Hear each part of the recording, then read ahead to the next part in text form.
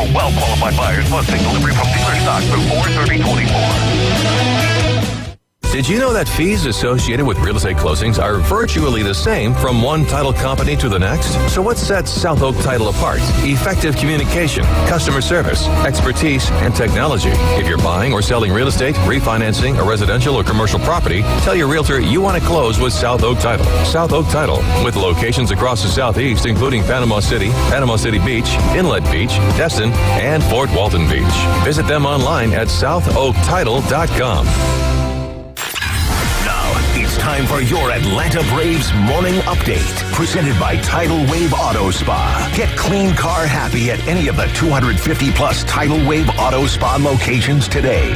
Braves pick up their first shutout of the season. I'm Kevin McAlpin, and your Braves Radio Network morning updates coming up next. Tickets for the Braves 2024 season are going fast. This season is jam-packed with great matchups. Get your tickets at braves.com/tickets. Monday afternoon in the Windy City, the Braves blanked the Pale Hose by a score of 9-0 in a game shortened by rain after 8 innings. Braves would start the scoring in the third on a ground out from Ronald Acuna Jr. and tack on 2 more in the fourth on a 2-run double off the bat of Orlando Arcia. Braves would add another in the sixth on an RBI double from Ozzie Albies, his 7th RBI of the season, and they would add the exclamation point on a 3-run homer from Austin Riley in the top of the 8th. Charlie Morton picked up the win in his season debut, tossing 5 2/3 scoreless, scattering 3 hits with a pair of walks and 6 strikeouts.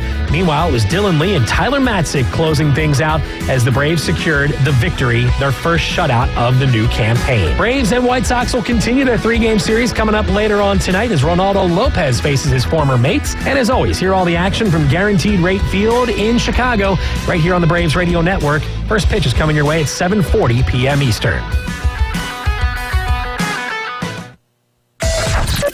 WPLQ present Joe. Let's play the game. ESPN. I don't think that anybody's going to succeed in that system. It's just a bad organization. The Afternoon Underdogs. Onion, pickles, onions, pickles. Live and local. Look, it's impressive. On ESPN. Northwest Florida. What's up, Northwest Florida? You are now in the doghouse riding along with the Afternoon Underdogs. I'm David Hayes along with Tyler Bishop and Caveman Rick. It is Tuesday, so of course we're going to be having Tyler's takes at 5 o'clock. His brother Tho's going to join us as well today at 5 o'clock. We're going to dive more into the NFL draft. We're going to be talking about fantasy implications for your fantasy football when it comes to this year's NFL draft. Players you should be paying attention to, and then also some of the most polarizing players in the draft. And also if there's anything that Tyler's going to be watching for spring football, especially when it's pertaining to the SEC. You guys can call or text us today at 850-215-6290. We've got a lot to dive into today. Max is not going to be in the doghouse with us, so we'll be calling him, but we will have your Minute with Max. And then at 5:20, Jay Chapman is going to be joining us with Chapman Wealth Management. Of course, he was a former Major League Baseball player, pitched for the Atlanta Braves and the Chicago Cubs, and we're going to be talking all things baseball with him and also get a little update on some of the local fellas who are playing in the affiliates of Major League teams, and also 2 guys that are playing at the Major League level, Nick Nelson and J.J. Bleday. Speaking of Nick Nelson, he struck out Ellie De La Cruz last night, and J.J. Bleday is hitting .350 right now. So find out more when we talk with Jay Chapman later this afternoon. We are streaming live on Facebook, on YouTube, and on Twitter. Caveman Rick in the building with us, and he's also texting on the Facebook feed. And Johnny Yankee Seed says, what it do, bro? Man, so we're going to be having Eric Anders on with us next Friday at 5 p.m. Do you know who Eric Anders is? No. All right, so currently he is a fighter, UFC fighter. All right, and he was at the events that we were at. Yeah, but Saturday. how you would know Eric Anders? He was at the Beatdown and Beats 2, right? Which was a great event. You got to come, and how was your first time at some of those events? Or actually, you've been before, right? No, I'd never been to anything like that before. It was cool. I was I kind of went into it not really knowing what to expect. Yeah. The amount of fights they had going on was pretty incredible. them kind of working in the musical aspect was kind of a nice like intermission and stuff like that. No, it was a great event. They did a great job. Had a blast. Wish I could have hung out a little bit later. But like I said, I kind of went into it not knowing what was going on, and but it was a really cool experience. Anybody who hadn't been, I'd definitely recommend going out and giving it a shot. So one of the fighters there that night was Gage Guerin. I don't know if you were around. Yeah, I was there for that one. You were there for that one? Well, the following day, he got a shout out from Dana White. That's pretty cool. Yeah, I heard you do that yesterday on the show when y'all were talking with Chef Ross yesterday. Yeah, I heard that. How about that? But Eric Anders was actually on the 2009 championship team for Alabama. Really? Yeah, so he's then football player turned UFC fighter, and Johnny Yankee Seed hit me up with some questions to shoot his way. I'm telling you guys what, man, someone who knows about mixed martial arts and UFC, Johnny Yankee Seed does his due diligence with that, and he's going to be our point of contact. I'm trying to get him submerged into our local MMA stuff because I think, man, me and him could start a podcast, or he himself could start a podcast. He would do a wonderful job. Also, I've got a little question that I kind of want to pose to you guys. I think it would be a lot of fun. But first, we're going to dive into our local stuff. Last night in Major League Baseball, though, how about the Astros? Seemingly every year, now not this early in the season, they have a no-hitter. They've got 17 of those suckers. Well, Ronel Blanco, in his 8th career start, throws a no-hitter. So 0, I got a few numbers here from thescore.com. 0. The writing may have been on the wall based on Blanco's success in spring training. He allowed 0 runs, 6 hits, 4 walks, 18 strikeouts over 15 2/3 innings in the Cactus League. Number 1, new Astros manager Joe Espada getting his first career win in the no-hitter. He replaced Dusty Baker in the offseason, the only skipper in Major League Baseball history to get a win. His first managerial victory via a no-hitter. The number 4, Houston is only the 4th major league club ever to get its first win of the season on a no-hitter. They joined the 2001 Boston Red Sox. I believe that was Hideo Nomo. 1972 Philadelphia Phillies. 1940 Cleveland Indians. That is according to Sarah Langs of MLB.com. Blanco's gem also set the record for the earliest no-hitter by calendar date. Now, the seasons do seem to get earlier and earlier and earlier as we go along. The number 8, Blanco's feet came in just his 8th career start, as I mentioned. Before Monday's game, he posted a 4.78 ERA with a 5.91 FIP over 58 1/3 innings. The hurler also started because Verlander, Urquidy, and Luis Garcia and Lance McCullers Jr. are all on the injured list. Johnny Yankee Seed, he's pretty happy, though, about the way that his Yankees starting out 5-0. 4 of those wins coming against the Houston Astros. The number 17, mentioned this as well, the Astros, 17 in team history, 6 since 2019. That is the highest total in the majors in that time span. The Blue Jays, the Padres, the Rockies, and the Rays only have 1 in their existence.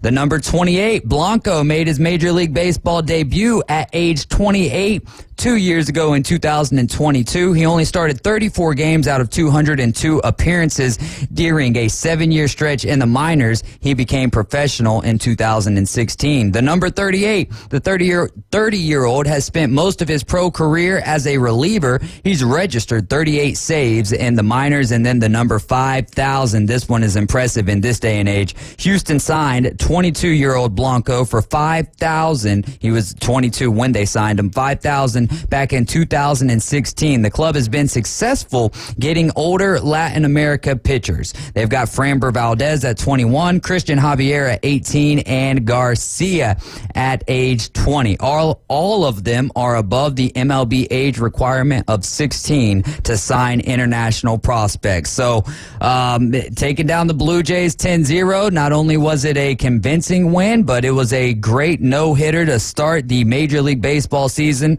Also, Braves win 9-0 in 8 innings against the White Sox. They're going to be going tonight right here at 6:40. You've got Ronaldo Lopez going up against his former team, taking on Garrett Crockett, and that should be a good one. We might have some weather, looking like it's going to be 43 degrees. Cannot wait for this game, though. 6:40 first pitch. Coverage starts right after the afternoon underdogs. And we've got Fireman Harry. A little news on USC. What do you got, Fireman Harry?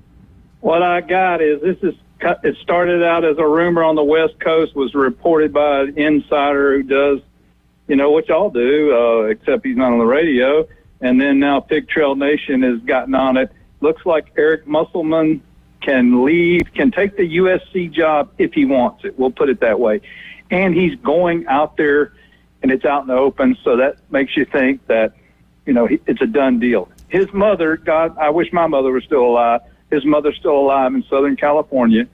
And, he was 17 this year. And everybody knows he would always like to go back to the City of Angels. And it looks like it's happening. Why do I call you about that? Well, it's SEC, and it causes a domino effect both in coaching and in the portal. Right, and the domino effect. It's great to hear yours, Fireman Harry. Thank you so much for calling in with that dose of news there.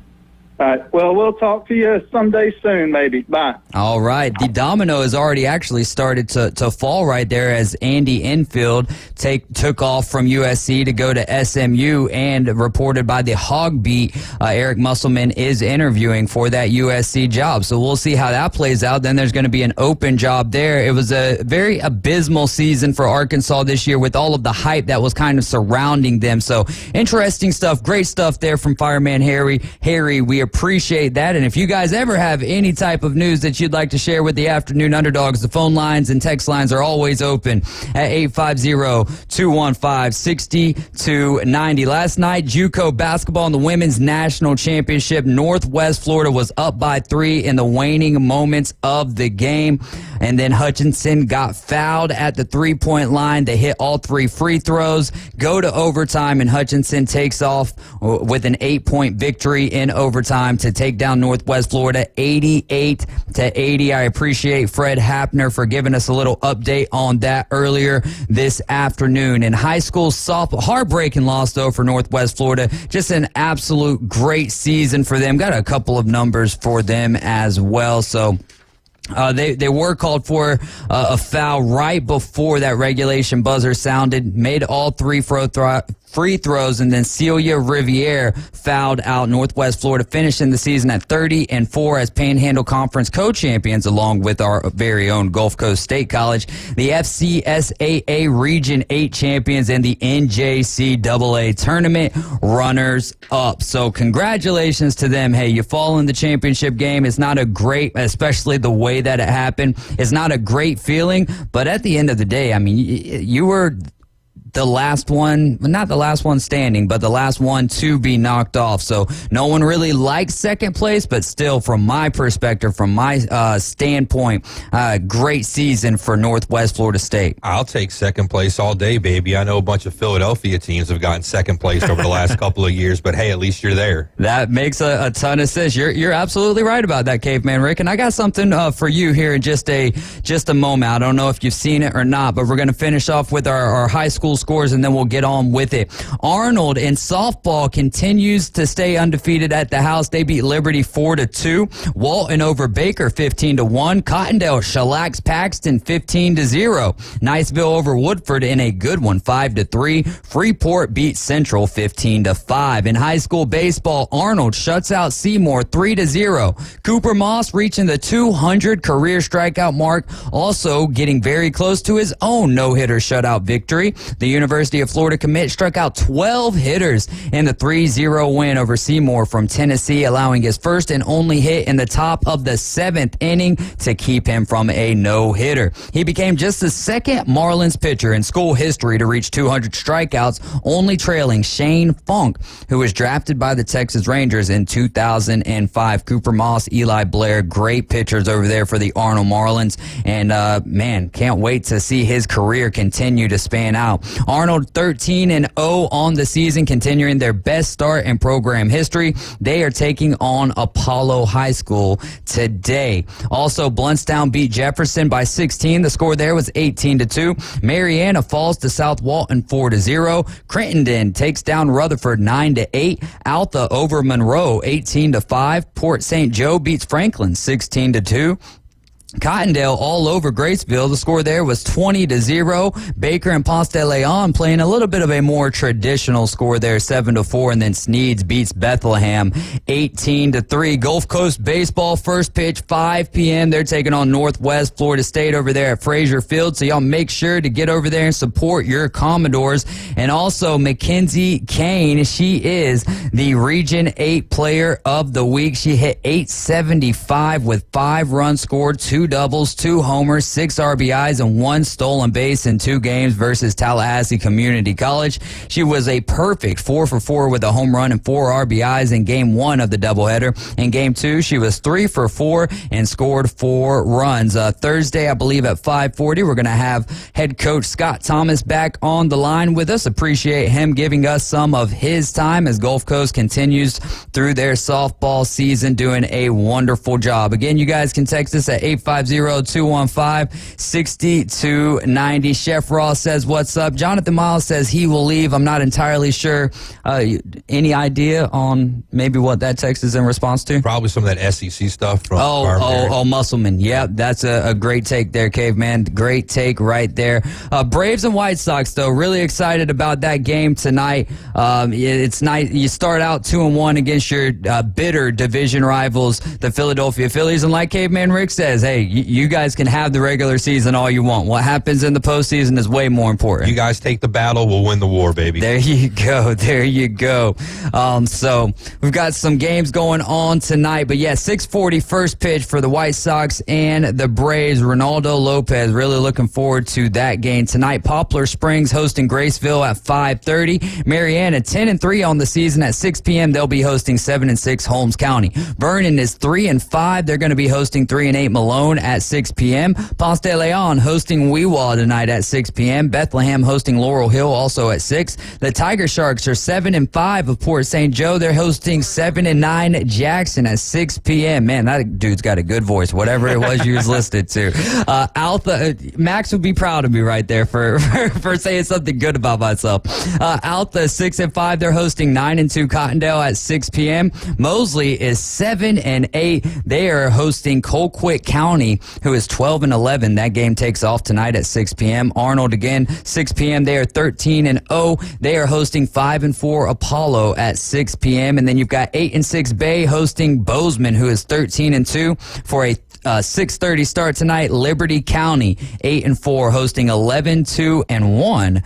Wakulla at 7 p.m. In softball, Cottondale's hosting Ponce de Leon at 5 p.m. Niceville hosting Lincoln at 5 p.m. Holmes County hosts Alta at 6 p.m. You've got Freeport, who's 10-2.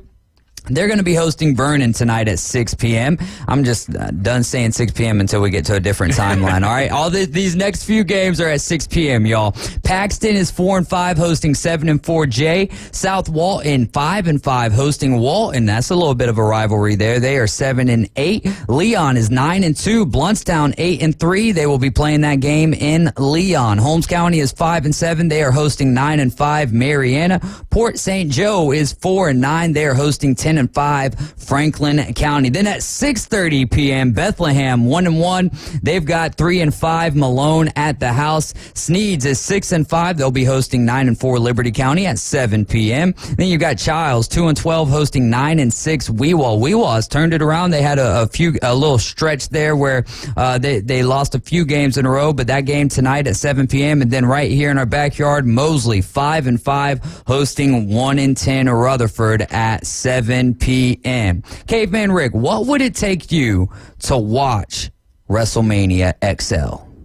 A check with a lot of zeros. All right. Well, the only reason I was asking is they reached out actually to Jason Kelsey to see if they could get him involved with it. I don't know if he's going to be involved at all, but they did reach out to the recently retired Eagles center, Jason Kelsey. I think, man, how about a tag team duo of Jason Kelsey and Jason Kelsey and Travis Kelsey, and then they get walked out by Taylor Swift. That would be the biggest wrestling event of all time. time. And then The Rock just comes out and hits them all with a clothesline. I don't see the Hunts letting Kelsey go out there since he's still playing and go out and do wrestling because God knows what can happen, you know. So I would say that it sounds like a good idea, but if I was the Hunts, I wouldn't let him. Next to Mahomes, he's your next best piece pretty much.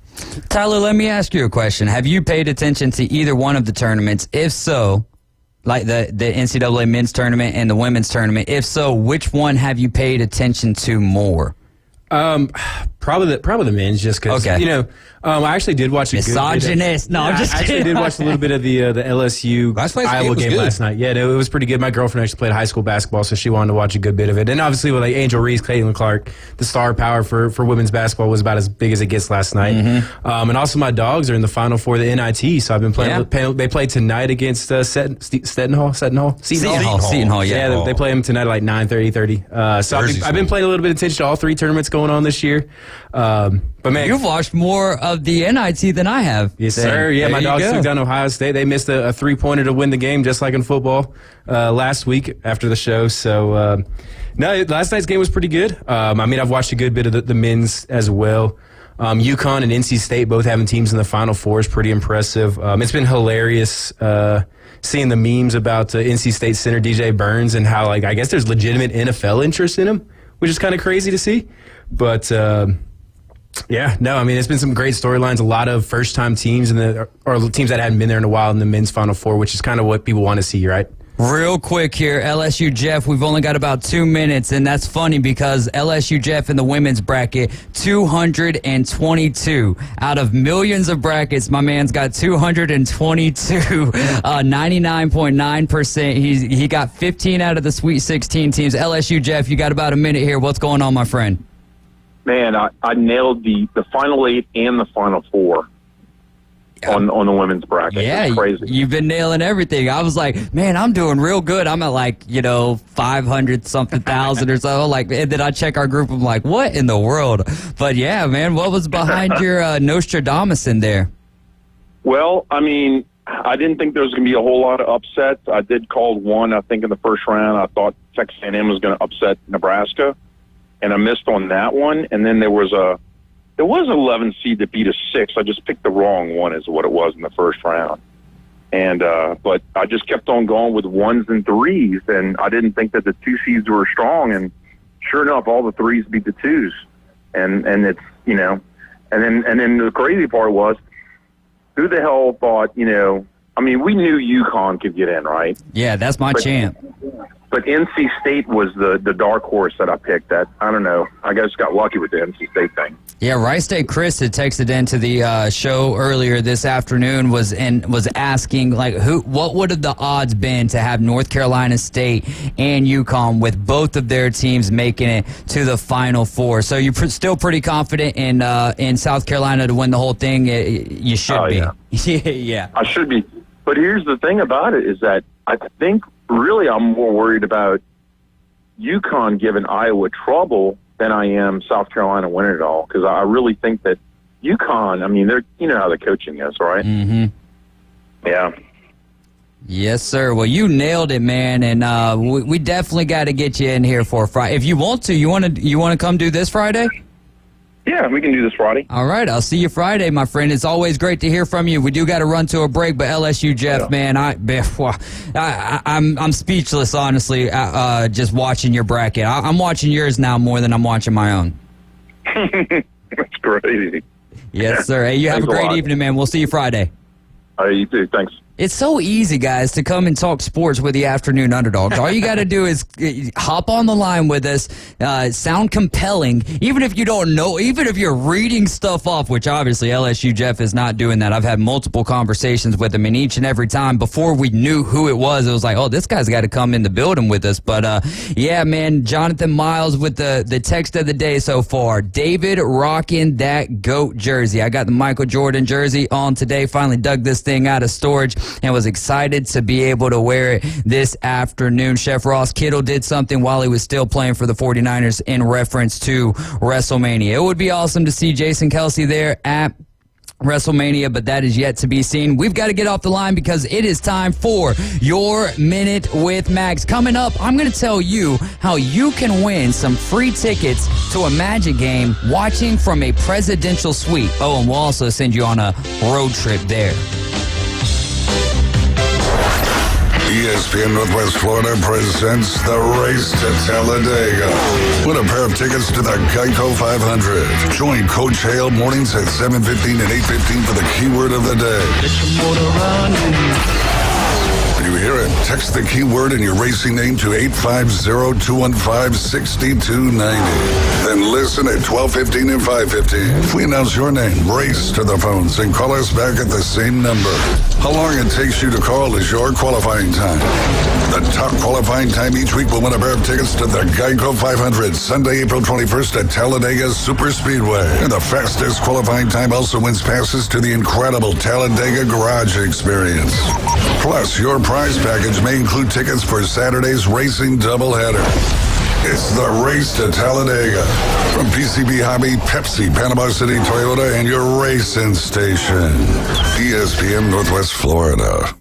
This is Joanna with ESPN Northwest Florida. Here is your weather forecast on this Tuesday afternoon. The remainder of the day, mostly clouds and 75 with a moderate breeze coming out of the south around 15 miles per hour. For tonight, a variety of clouds and a possibility of thunderstorms and a low near 69. Tomorrow, heavily raining and partly cloudy and a high around 72. For Thursday, sunshine and a high of 69. This weather forecast is sponsored by Mid-South Lumber, the best little lumberyard in Panama City. Thank you for keeping that dial on ESPN Northwest Florida. Rely on it. Krispy Kreme Donuts hatches 4 new mini donuts for spring. Try the mini robin's egg, or how about the mini hatching chick, or the mini strawberry egg. Last, by no means least, is the mini Cadbury bird's nest. All 4 are new this spring in the mini donut spring selection, only at Krispy Kreme Donuts, next to HCA Hospital, 23rd Street in Panama City, and on the Ross Clark Circle in Dothan since 1937. Krispy Kreme Donuts, where you get them hot. PCB Hobby, the beach's premier hobby store for sports cards, comics, coins, and trading card games. PCB Hobby carries the largest selection of boxes and packs from the latest releases of brands like Topps, Panini, Leaf, and more. Looking for a specific player or team? PCB Hobby has a wide assortment of raw and graded cards. They carry parallel rookie, game used, and autographed cards in both modern and vintage. Have a collection you want to sell? We buy, sell, and trade. PCB Hobby on Back Beach Road, just east of Florida Linen. Call 850-320-8388. You're riding shotgun with the Afternoon Underdogs. We're going to need some gas money. The Afternoon Underdogs. Fill her up, please. On 104.3 ESPN Northwest Florida. It's David Hayes, Tyler Bishop, and Caveman Rick. We're the Afternoon Underdogs. This is ESPN Northwest Florida. Can you feel the magic? It's the Hall & Hearts ESPN Northwest Florida Magic Express. Ride with us on the ultimate road trip. We're going to be taking a busload of ESPN Northwest Florida listeners to see the Orlando Magic play the Chicago Bulls Sunday, April 7th. You're going to watch the game from a presidential suite that comes with food, drinks, and a free ride on the Magic Express. To enter, all you've got to do is open the ESPN Northwest Florida app and click Enter Contest. Brought to you by Hall & Hearts, PCB Hobby, and ESPN Northwest Florida.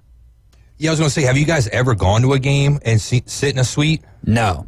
Dude. Well, yes, technically, but not a suite press box. Oh, okay. Well, sweet, dude. Those are nice. I've been to a hockey they pretty game. Sweet? Oh, yeah, they're pretty. That's why they call them sweets, you know? But, yeah, I went to an Atlanta Thrashers game and to see Ringling Brothers, actually, one time in Atlanta over at Phillips Arena as well. Yeah. And had the privilege of sitting in some sweet seats, and those things are nice. The Ringling Brothers didn't have access to adult beverages, obviously, because it's a children's thing. Yeah. But the hockey game did. So, like, man, it was the food, the beverages, everything, all the service. It's top notch, first class. Johnny Yankee Seed says he's never been to a suite or to an NBA game. All you got to do is get the ESPN Northwest Florida app, man. You know, by Sunday, UConn's not playing on Sunday, right? And they're going to be headed home after Saturday evening anyway. So my friend, and I'm talking about the men's team, you know, roll tide, roll tide, roll tide, all right? But I just jinxed them. Yeah, no, I'm more than likely to. I do not really think, in all reality, I don't think Alabama has a big shot against UConn at all. I hope they do. Real quick about that, because we haven't talked about it, in the little betting thing I got going on. Oh, here. yeah. Go ahead. Because we haven't gone ahead. But is Max on the line with us? Yeah. Okay, all right. Well, do your thing real quick. I just wanted to throw that out there right now. But as of going into the Final Four weekend, I am plus $8.76. So with the 3 other games, I'm still going to finish ahead. There you go. If I lose all 3, and then if I win any more, a few extra bucks. Well, just throw $3 on each of the other ones. You take all your profits and waste them away. Just roll it all in there, man. Yeah, there you go. Let it ride, baby. Let it ride.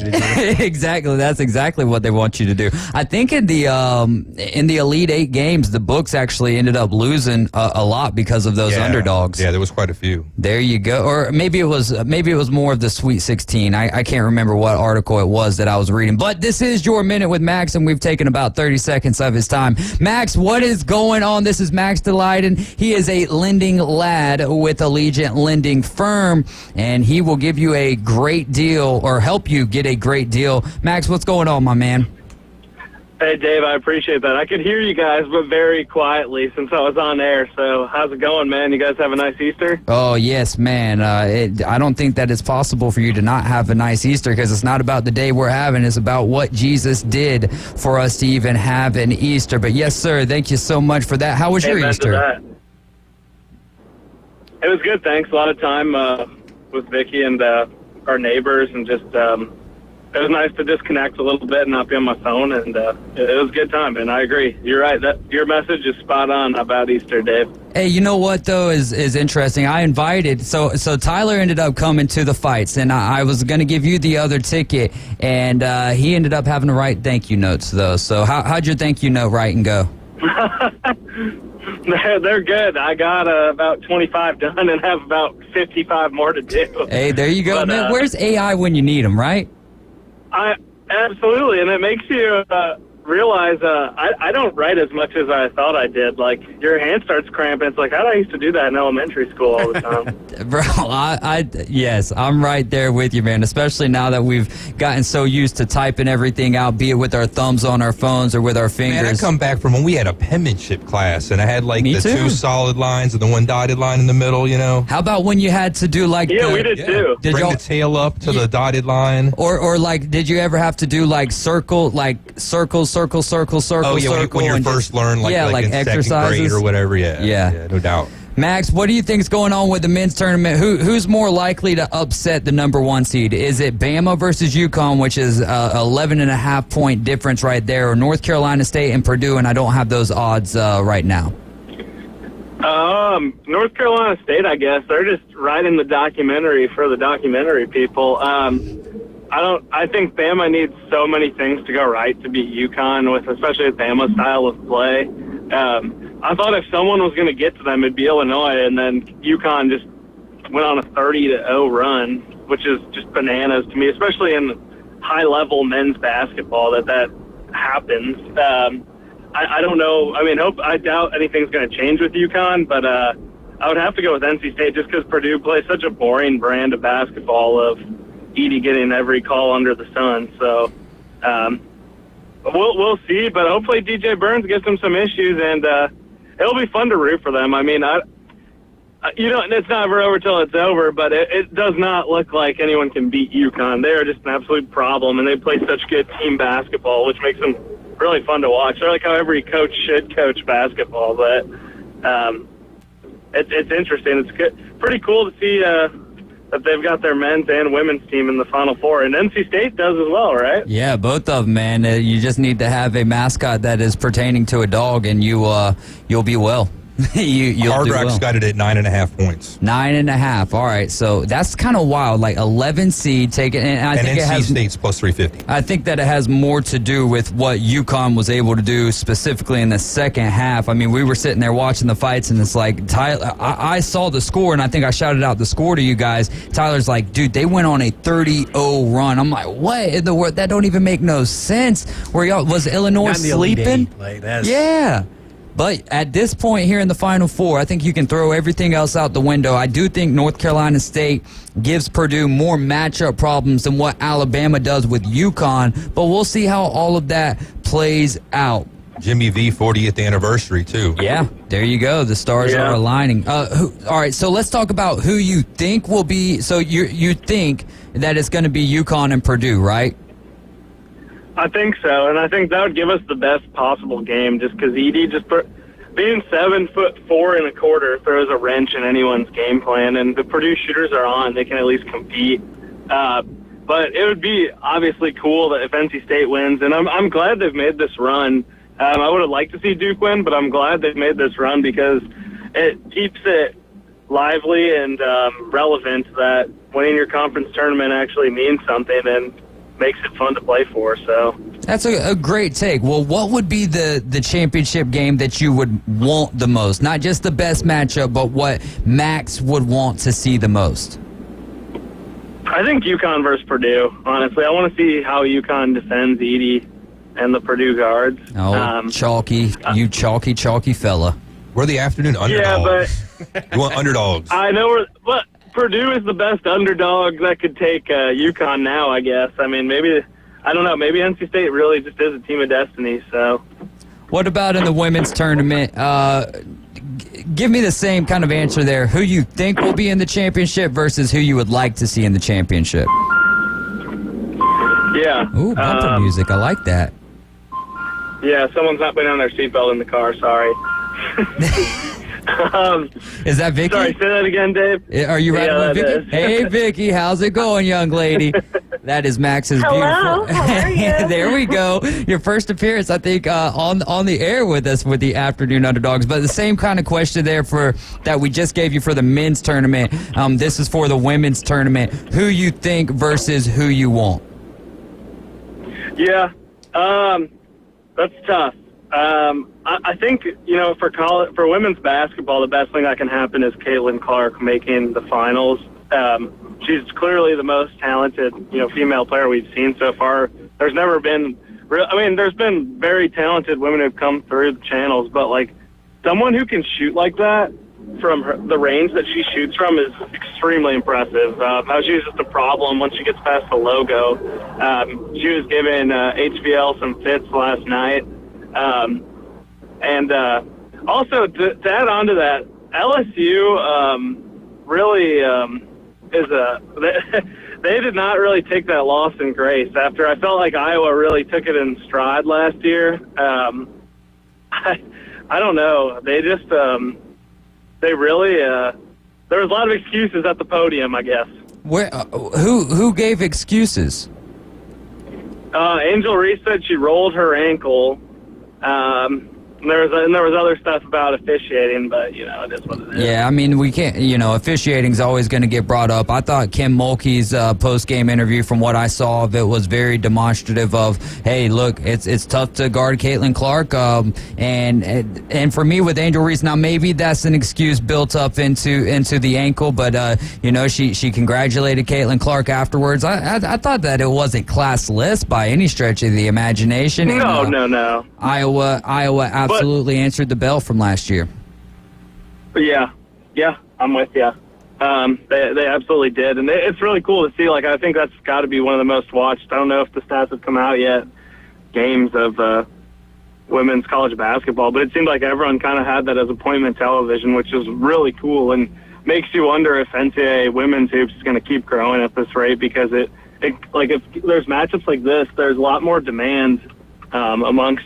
Compared to WNBA, at least in my opinion, which makes you wonder why Caitlin's not staying one more year, because I think even if she won the Big Three, it'd be kind of fun to watch at least, whereas the WNBA is still a little bit of a watered-down product right now. So I truly do think that she's going to accept the offer with the Big Three if the Indiana Fever will draft her and let her play both, because she can. We're just talking about one weekend or 1 day a week, essentially, for the Big Three for 8 to 10 weeks. If they make the playoffs, there's 2 postseason games. It's a 10-game schedule. You get $5 million off of that. The average rookie contract for WNBA is like $76,000, and if the Indiana Fever will allow her to do that, I think that not only grows the game for the Indiana Fever, grows the game for Caitlin Clark, but it grows the WNBA as a whole, because now then you're also talking about why in the world would Ice Cube offer someone $5 million unless he thought that it could bring exponential growth to the Big Three, which is a decent product. They've got a couple of female head coaches over there who have actually won championships in that league as well.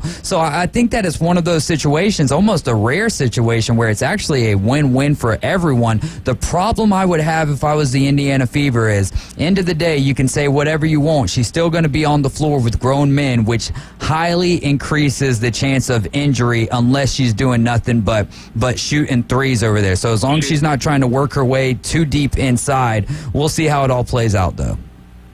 Yeah, and she's an extremely impressive talent. It's just, there's different, biological makeups and speeds of the game.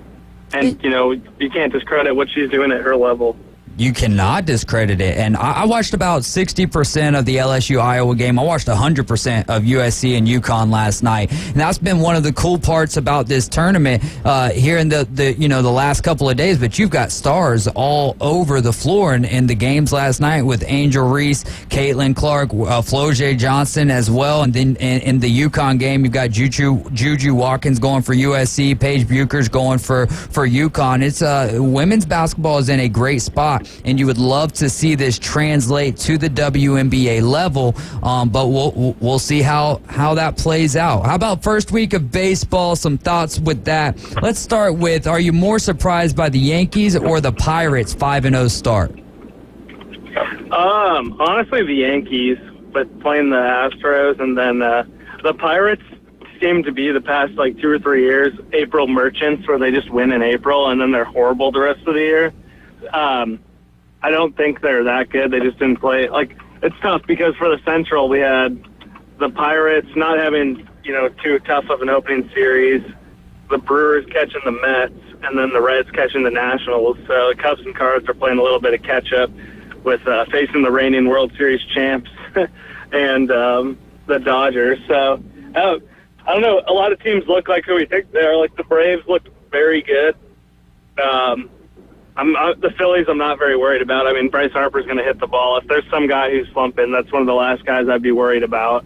I dropped him in fantasy today.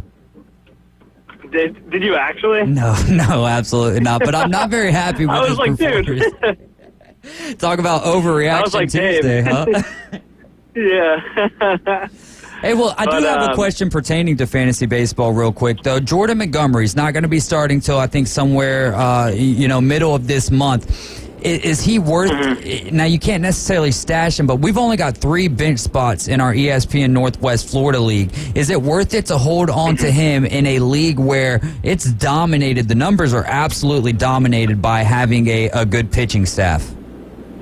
Yeah, I would definitely hold him. I mean, it's not ideal that he's pitching in Arizona, but I still would hold him. He's a top 30 arm in the league and still kind of on a contract prove-it type situation, so I would hold him personally. And I had a few leagues where it's like a best ball, kind of like in football, how you can do them, and I got lucky because I drafted Snell a day before. It was like a rolling slow draft, and then once Snell signed, I was like, well, I have the confidence to draft Montgomery now since the dominoes were falling. But I would do it. I would hold him in a spot for sure. Yeah, when I drafted Montgomery, he was a free agent at that point in time. I know that you've got a dinner to get to, but what were your thoughts on the no-hitter by Ronel Blanco last night? It's pretty cool. He had some decent starts last year. He's one of those relievers who didn't fully get stretched and got the start and then kind of broke down at the end of the year just because of fatigue. But where do these guys come from for the Astros? Isn't that their second one? Who else did it? J.P. France or someone? I think it was. A year ago I think Framber Valdez threw one for him last year. Did he? He probably did too. Good for him. I wouldn't necessarily overreact to Ronel Blanco, but it's so cool to see. I mean, it might be worth holding on to. But usually those guys, after throwing a no-hitter, are pretty fatigued, so they get lit up a little bit. But you never know. Oh, yeah, I'm not picking them up for fantasy purposes, which is something that we're going to be utilizing with your segment, being that you're a big-time fantasy baseball player, and we've got quite a few listeners that are playing fantasy baseball with this as well. Yeah. So we're going to kind of sneak a lot of fantasy baseball into this segment. And one last question before I let you go. Johnny Yankee C says, do you expect Bueller to be himself if he comes back? I would expect 85% of himself. the surgeries have gotten pretty good, and he's so young that I think he can still heal pretty quickly. And he's just in decent shape to begin with. He's a skinny dude. And I think he'll come back a force, but that's a big if, and that's a tough question to ask because I could easily look pretty dumb with my answer there. Hey, well, we'll let you study that a little bit more, and then we'll re-ask it next week. How about that? I've got a question for you, though, too, Dave. Is Austin Riley going to hit a birthday homer? Oh, man. Well, he hit one yesterday, right? So I'm going to say no because it's going to be pretty cold tonight. So I'll say no, but the numbers would probably be more beneficial to him to him going yard tonight. What do you think?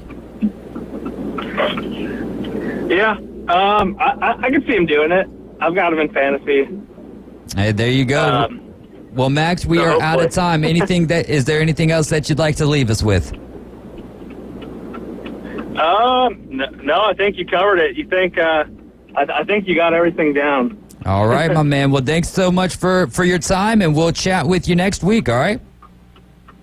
Thanks, Dave. Looking forward to it, and looking forward to seeing you in person. All right, looking forward to seeing you in person, and make that turn safely, my friend, as we can hear the old turn signal. All right, that's Max DeLayden. He is the man. There's no doubt about that.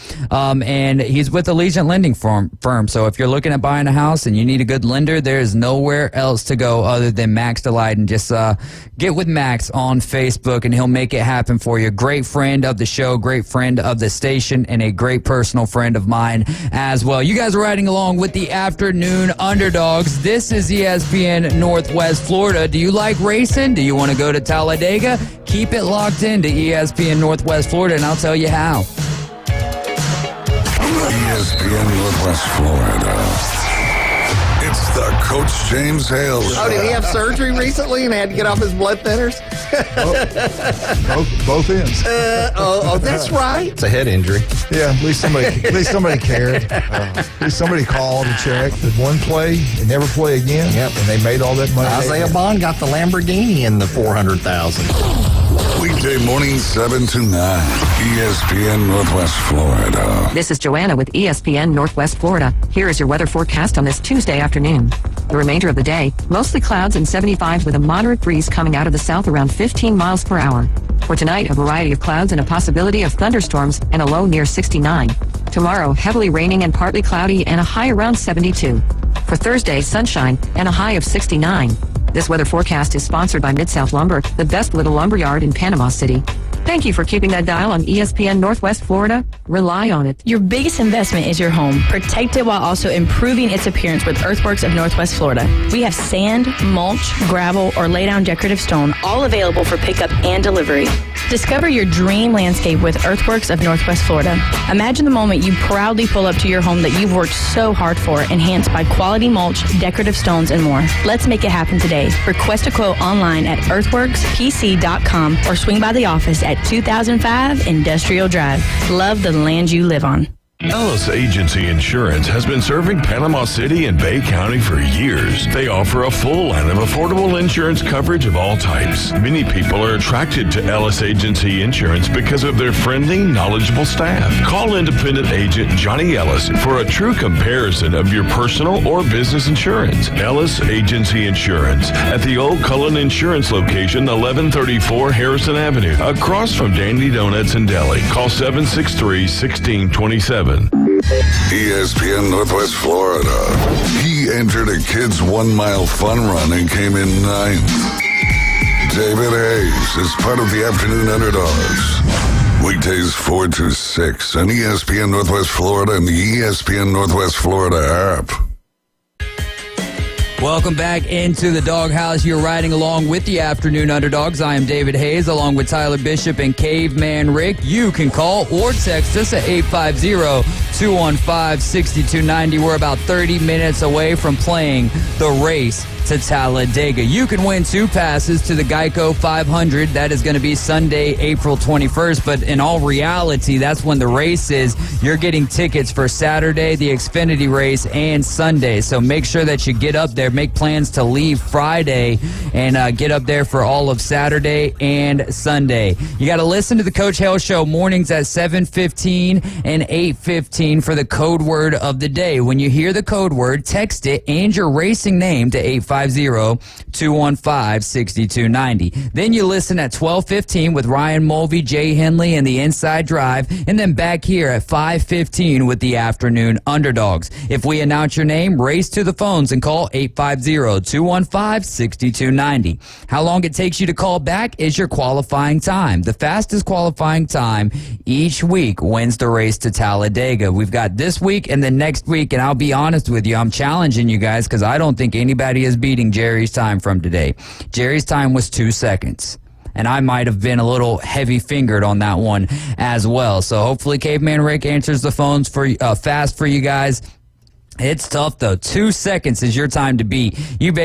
There's no way that you're going to be able to listen on the app and get in 2 seconds. You're going to have to be listening live on the radio. So if you're at work right now listening, tell your boss that you got to take a break at 5:14. Go get in your truck. Have the number already pinned up and ready to go. But I really want to say, Jerry, I really want to see Jerry go. But at the end of the day, we don't play the game for favorites. We play the game to win the game. This is a sports show, right? It's all about, being the winner, right? Being the fastest, getting the most points, whatever it's got to be. You got to do what you got to do to win. All right, we've got some On This Day and some headlines. Tho Bishop joins us in the next segment for Tyler's Takes going up on a Tuesday. We'll talk a little college football and then some NFL draft. Then Jay Chapman joins us at 5:20. We're going to be jamming with Jay. I think that's what I'm going to call the segment, like an inside pitch, jamming him up. But we'll see how he feels about that. He'll be joining us for majority of Tuesdays moving forward at 5:20 to keep us updated on Major League Baseball. But all the way back in 1513, explorer Juan Ponce de Leon claims Florida for Spain as the first known European to reach Florida. That little silence right there is 400 years worth of silence, because our next On This Day is On This Day in 1931. A 17-year-old girl, Jackie Mitchell, strikes out New York Yankee stars Babe Ruth and Lou Gehrig in an exhibition baseball game at Ingalls Stadium in Chattanooga, Tennessee. Caveman Rick, I'll ask you this question. Do you think that they were actually trying, or do you think that they were being nice here? I would like to think that they're actually trying. The girl's 17, so hopefully so. Maybe they haven't. She's got something that they haven't seen, and I was able to work them. I don't know. I would like to think that, though. It'd be kind of cool. Hit them with the old spitball. Or Pow. do the old ephus pitch, maybe. Oh, there you go. Yeah, I like that, man. I wonder how many of the home runs that Babe Ruth hit were some of those ones that bounced once and then went over the wall, a.k.a. a ground rule double. Yeah, before they actually had the rule. Yeah. I don't know. That's a good question, though. It is a good and how question. much did those balls bounce back in the day? Yeah. Because the balls were a lot different, too. Were they more bouncier or less? I don't know. That's a good point. And then also, if the gloves were a little bit bigger, would have there been more home runs hit? Or home runs robbed. Would they have more errors because of balls going through the webbing of guys' gloves? Yeah, from back in the day. Yeah. That's what I'm saying. But then also when they go to climb the fence, and how tall were the fences? This is true, too. So many questions. And they didn't have any Bo Jacksons that could, run up on the wall either, like with the Royals. There you go, man. 1984, in the 46th NCAA Men's Basketball Championship, Georgetown took down Houston 84-75. Patrick Ewing was the tournament most outstanding player, and John Thompson was the first black head coach to lead his team to any NCAA Division I title. Congratulations there. And that was, I wasn't around for it, but one of the more memorable championship games in the tournaments. That's John Thompson Jr., though, technically, because he's got his kid, JT3, that actually was playing and stuff, too. So I think that's John Thompson Jr. that was the coach. John Thompson Jr. I don't go around saying David Hayes Jr. very much, but, I feel you 100%, because especially when you get down to the third part of the lineage, that suffix does become important. 1986, the NCAA Basketball Rules Committee votes to adopt the three-point shot beginning the 1986-87 season. The college distance is set at 19 feet 9 inches, which today it's set at 21 feet 1 3/4 inch, unless you're playing in Portland, which I believe the girls is like 20 feet or something, but they had it 9 inches short, y'all. 9 inches short for 5 games. For 5 games. I wonder if somebody did that on purpose, as a way for them to maybe do some skewing on betting numbers, being the distance being different, and maybe placing some bets to try to work it in their favor, maybe. I don't know. But both teams are playing, so it doesn't really I mean, unless you're betting like the over and but I mean, shoot more threes. Closer or further away, I'm saying you could say like, hey, there's going to be more threes, made or less. For sure. Conspiracy theories are not meant to make sense, though. You know what I mean? That's fair. My bad. I didn't mean to poke holes in it. Oh, they had already had a lot of holes.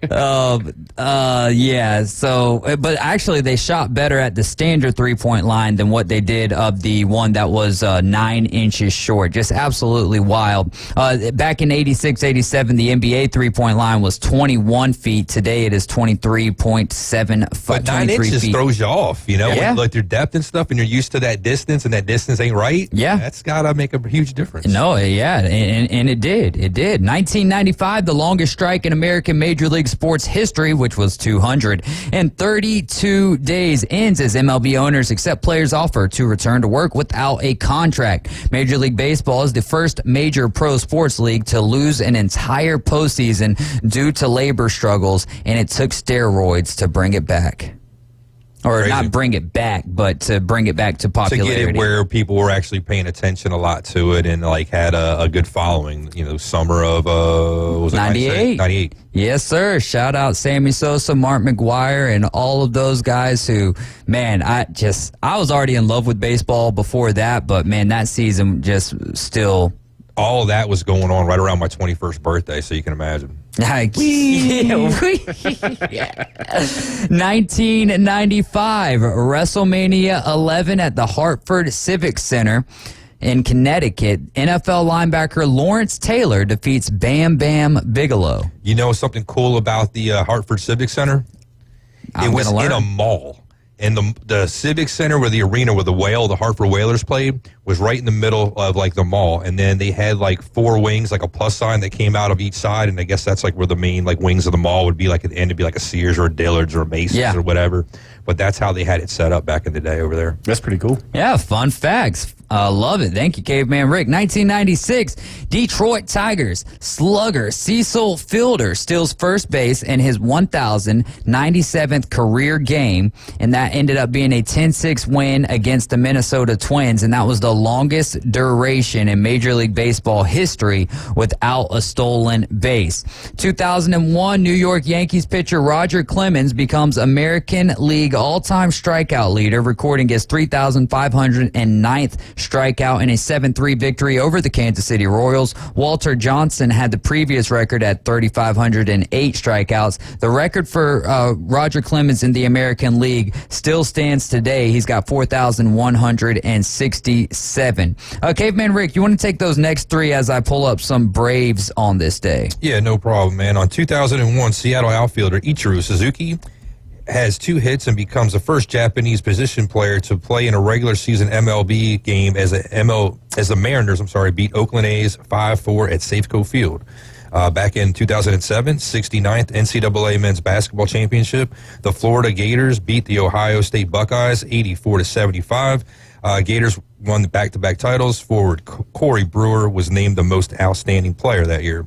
And in 2023, last year, Caitlin Clark scores 41 points in the Final Four for Iowa against South Carolina, which they ended up obviously losing that game because South Carolina was undefeated. Yeah, and how about that? You know how many points she had last night? 41. 41 points. So, yeah, that's pretty good stuff there. And trying to figure out where I found this Braves on this day stuff. I know it was batterypower.com, but now I'm trying to find it. What'd you have, Tyler? It's crazy that in 2007, Florida beat Ohio State for both the the national championship and the men's basketball championship. Kind of weird. Say that again? In 2007, Florida beat Ohio State in the men's football championship. The fact that they played Ohio State for both championships is kind of crazy. I remember that game, too, because who was it? Terrell Pryor, right? No. No, that would Ted Ginn. Ted Ginn Jr. brings the opening kick. And then it was like a 42-7. Yeah. Was that Maurice Clarett when he was there? No, that was 0-2 against Miami. Yeah. My bad. Yeah, no doubt. That was really before the dominance of the SEC. But we only got one for Braves franchise history. 1945, former broadcaster and Hall of Fame pitcher Don Sutton was born in Clio, Alabama. On this day in 1945, he would go on to win 324 games over a 23-year Major League career. Well, That is going to do it for On This Day. What about some headlines? LSU, we talked about that. LSU falling to Iowa 94-87. UConn outlasting USC 80-73. The Final Four is set. You can listen to those games right here on ESPN Northwest Florida. North Carolina State, they're going to be taking on South Carolina 6 p.m. UConn and Iowa will take off at 8:30. And then for the men's Final Four, it's going to be North Carolina State and Purdue. That'll be Saturday at 5 p.m. I believe coverage is going to start around 2 or 2:30. And then Bama and UConn, the nightcap, Saturday evening at 8 p.m. I believe the actual tip-off time for those are 5 p.m. and 7:49. But the Chiefs got themselves a backup quarterback. He played with the Philadelphia Eagles. He was with the Rams last year. Carson Wentz. They went and got Carson Wentz. Why?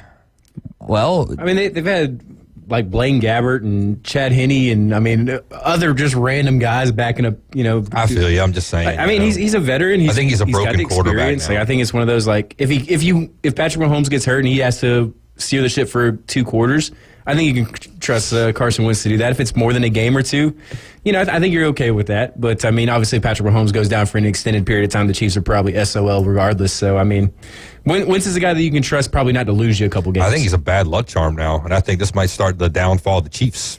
Okay. He did win a Super Bowl. I mean, he was on the Eagles for a Super Bowl. Yeah, but he didn't start. We're going to have to find out about that. But coming up next to kick off hour number 2, Tyler and Tho are going to be talking about some polarizing draft prospects and then also some of the implications that some of these prospects will have on fantasy football, a game that we all know and love. You're riding with the Afternoon Underdogs. This is ESPN Northwest Florida. WrestleMania is this weekend, but we've got a special wrestling event that is near and dear to our heart, brought to you by Jack Patterson. More about that when we start hour number 2.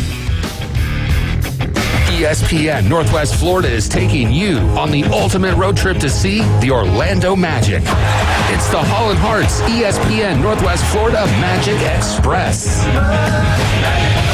We're taking a busload of ESPN listeners and driving them to see the Orlando Magic play the Chicago Bulls Sunday, April 7th. You'll watch all the action from a presidential suite. For your chance to win, open the ESPN Northwest Florida app and click Enter Contest. Sponsored by Holland Hearts and PCB Hobby. This is Joanna with ESPN Northwest Florida. Here is your weather forecast on this Tuesday afternoon. The remainder of the day, mostly clouds and 75 with a moderate breeze coming out of the south around 15 miles per hour. For tonight, a variety of clouds and a possibility of thunderstorms and a low near 69.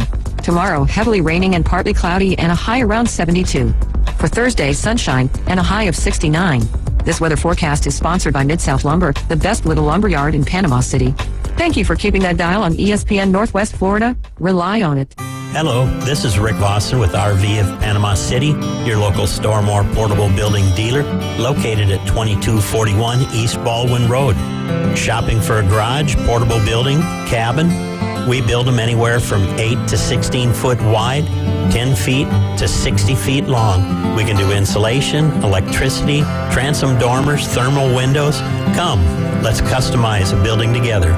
Rick Vossen, Stormore Portable Building Dealer, Panama City. Are you tired of hearing 2 weeks when you call to get your boat worked on? Hey folks, it's Chris Kramer with Kramer Marine and Outdoor, and we'll get you in and back out on the water as quick as possible. We're a full-line Yamaha outboard dealer and Suzuki outboard dealer, and we have master-trained certified mechanics on site. So if it's just an annual service, electronics install, trolling motor install, or all the way up to a full repower, we can take care of you. So stop by and see us in the corner of Frankfurt and 23rd next to Bill Kramer GM, or call us at 850-851-0453. WPLQ Port St. Joe, WGSX Haven, powered by Panama City Toyota. ESPN Northwest Florida. Hometown sports talk from hometown hosts. People are loving it. We're live and local. Now back to the Afternoon Underdogs. Are you kidding me? 104.3 ESPN Northwest Florida. Welcome back into the Doghouse, riding with the Afternoon Underdogs. This is our number 2. I'm David Hayes, along with Tyler Bishop, Caveman Rick, and Tho Bishop as well. A couple of things to touch on before we dive into the fantasy draft, to the real NFL draft. ESPN Northwest Florida presenting Wrestling Against Cancer 9. Tickets are $12. Kids 6 through 17 get in for $8. 5 and under get in for free with a paid adult. Doors open at 5:30. Bell time at 6:30. That'll be held at the Bay Haven Charter Academy Saturday, April 27th. And it's important to note here, it is Wrestling Against Cancer, and all proceeds will go to Jaden's medical expenses. He just turned 16 years old. He is in remission, but those bills do not stop flowing. I'll be doing the ring announcing for that evening, so I would love to see Bay Haven Charter Academy's gym packed out. Also, ESPN Northwest Florida presenting the Blast at Bay Point. You can play the Masters Fantasy Challenge to win a foursome at the beautiful Bay Point Golf Club in Panama City Beach. It's free to play.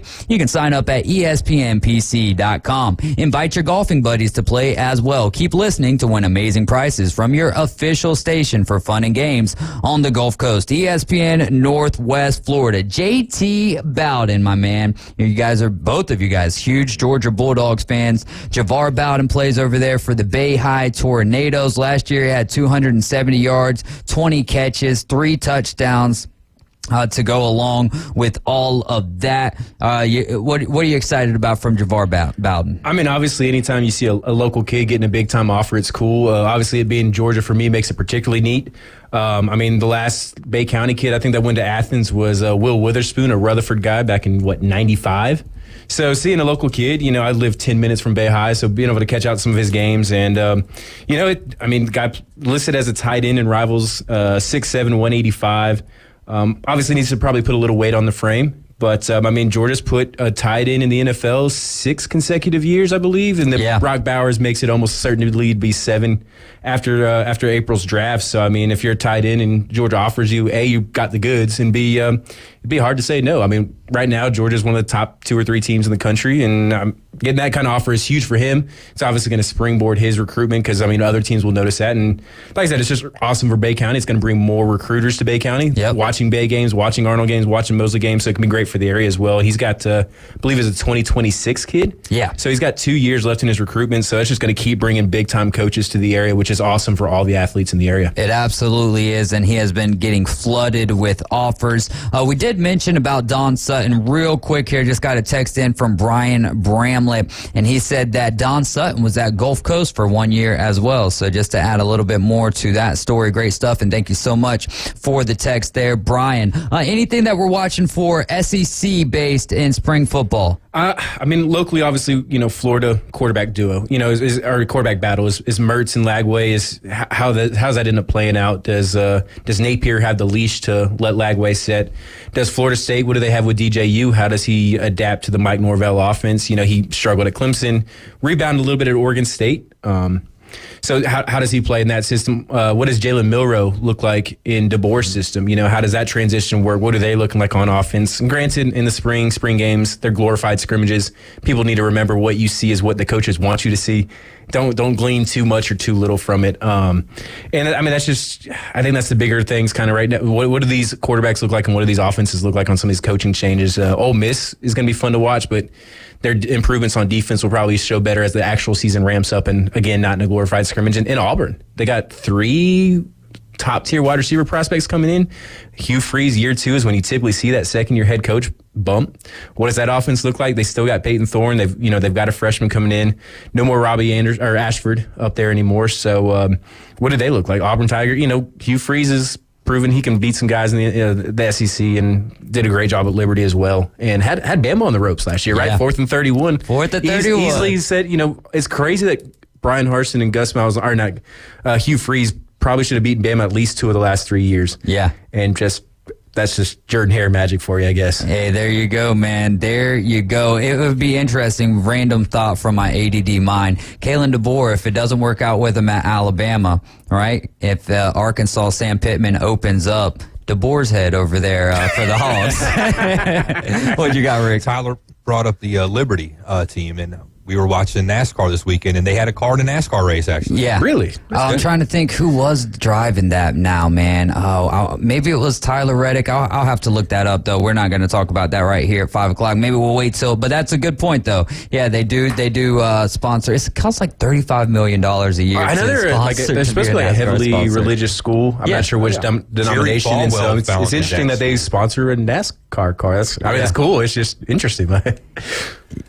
All right, so NFL draft. We actually did a little research on what we saw at the Liberty car. We did a little research on why they do it. It's to kind of bring awareness to some of their groups that they have there at Liberty. Cool. Although it looks like you already know, but do you want to take this time and talk about Liberty and NASCAR, or you want to talk about the NFL draft? Let's bring on the draft. All right, we'll get to the other stuff another time. First off, what are we going to be doing for the NFL draft this year? We're going to be over at St. Andy's for the first night of the draft on April 25th. Draft starts at 7 o'clock. Yeah. Some live draft commentary all night long. So here to be there to either cheer on your team selection or cheer them afterwards. Would love to get some fan live action, live reactions out there. So it's going to be a great time. It is going to be a great time. The grand opening is actually April 13th. So y'all join us down there. And also fans, people can get involved with the mock draft as well, isn't that right? Yeah, we're going to have some contests for mock drafts and who can predict the best picks. So, it's going to be a good time. Shout out to Spencer, my man. We'll be seeing you there for the first round of the draft. And that's April 25th, right? Yes, because last week I was saying 26th, and we're like, ooh, those dates don't necessarily line up. But let's talk about some of the more or the most polarizing players in this NFL draft. Who are some guys that we can look at that are polarizing players? Well, I think it's interesting. Last week we talked about just how many receivers there are out there. And I think that's where you have perhaps the greatest amount of disagreement with certain prospects. And part of that comes to the fact of how interesting the wide receiver position is, right? You've got certain players 50 pounds larger, some other guys. What are people looking for? And I think one player that has become one of the most polarizing is a relatively local guy, Keon Coleman. Who was really kind of the focal point of FSU's offense. I mean, put up some incredible highlight tape, leaping over guys, all that sort of stuff. Came in from Michigan State, immediately left his impact on the Noles. But as this process has gone on, his 40 time has not looked particularly good. He ran the 4.6s in the combine, but his GPS data, where they track that, it looks a lot better. He was one of the fastest wide receivers in the gauntlet drills there. Is he a deep field threat? They use him a lot in screens at FSU. Him as a player, I think he's a very interesting mold out there. And I think when we look at some of those polarizing prospects, Keon Coleman is quickly identifying himself as one of those. So I'm a big fan. I think if you're looking for a big slot, someone who's going to be able to be a plus as a blocker, does have some great ball skills, maybe not the top end speed, but a lot of explosiveness in the kind of that 10 to 19 yard range. Certainly a player that I'd be looking for, but again, he's definitely got a lot of people divided out there in this draft class. Yeah, he's someone I'm definitely kind of looking forward to in a class in this NFL draft that's got a lot of wonderful wide receivers. Yeah, no, I mean, and it's kind of interesting, kind of to Tho's point, is that like as a fan watching Keon Coleman in Florida State this year, it's like, oh, that's a guy I want on my team, and then like to see him not being as coveted by the gurus and the experts. Like, granted, they're not perfect, or else the NFL draft would be boring, right? Because there's no such thing as a bust. But I think the average fan watching is like, oh yeah, Keon Coleman's going to be a star at the next level. And then he comes out and he's not even a consensus top 40 guy right now, which is just. I know and it's being a deep wide receiver class probably hurts him a little bit there, but still, like, I mean, there's a lot of guys you wouldn't expect to be kind of ranked above him that are kind of climbing those boards above him, and it's interesting to see how it plays out for him. Who else you got over there, though? Well, let's go to the other end of the wide receiver scale, and there we got Xavier Worthy, who blew up the combine with his speed, a smaller wide receiver, but you look at the size difference between him and some of these other guys. I mean, it is ridiculous. But here's a guy who is getting a lot of people are questioning his route tree skills. Right? Is he a fully developed wide receiver right now? He was extremely productive at Texas last year.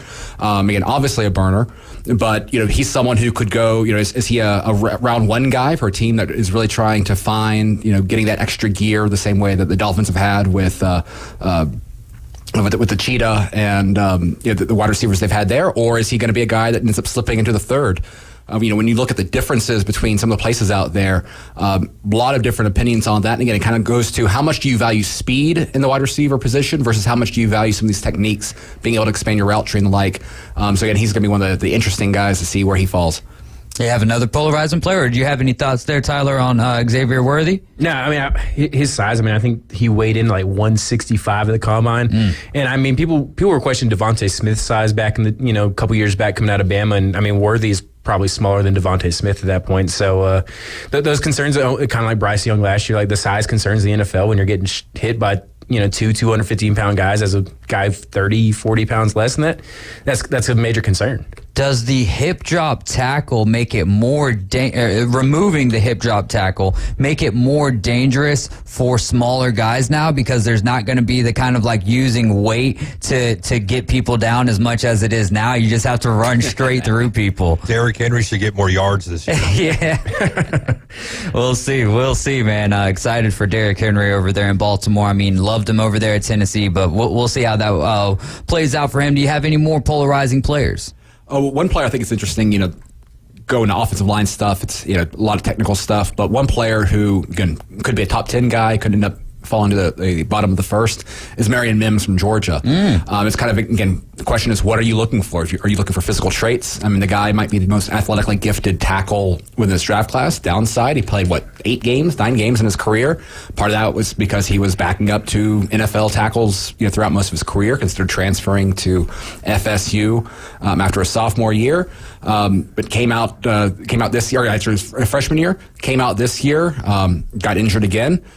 Is that a concern, right? Is a guy with that much, that size frame, that much, meat on his body, is that going to open himself up to more lower leg injuries? So again, he's a guy that if you're looking purely at the upside there, he might have more potential than any other tackle in this draft class.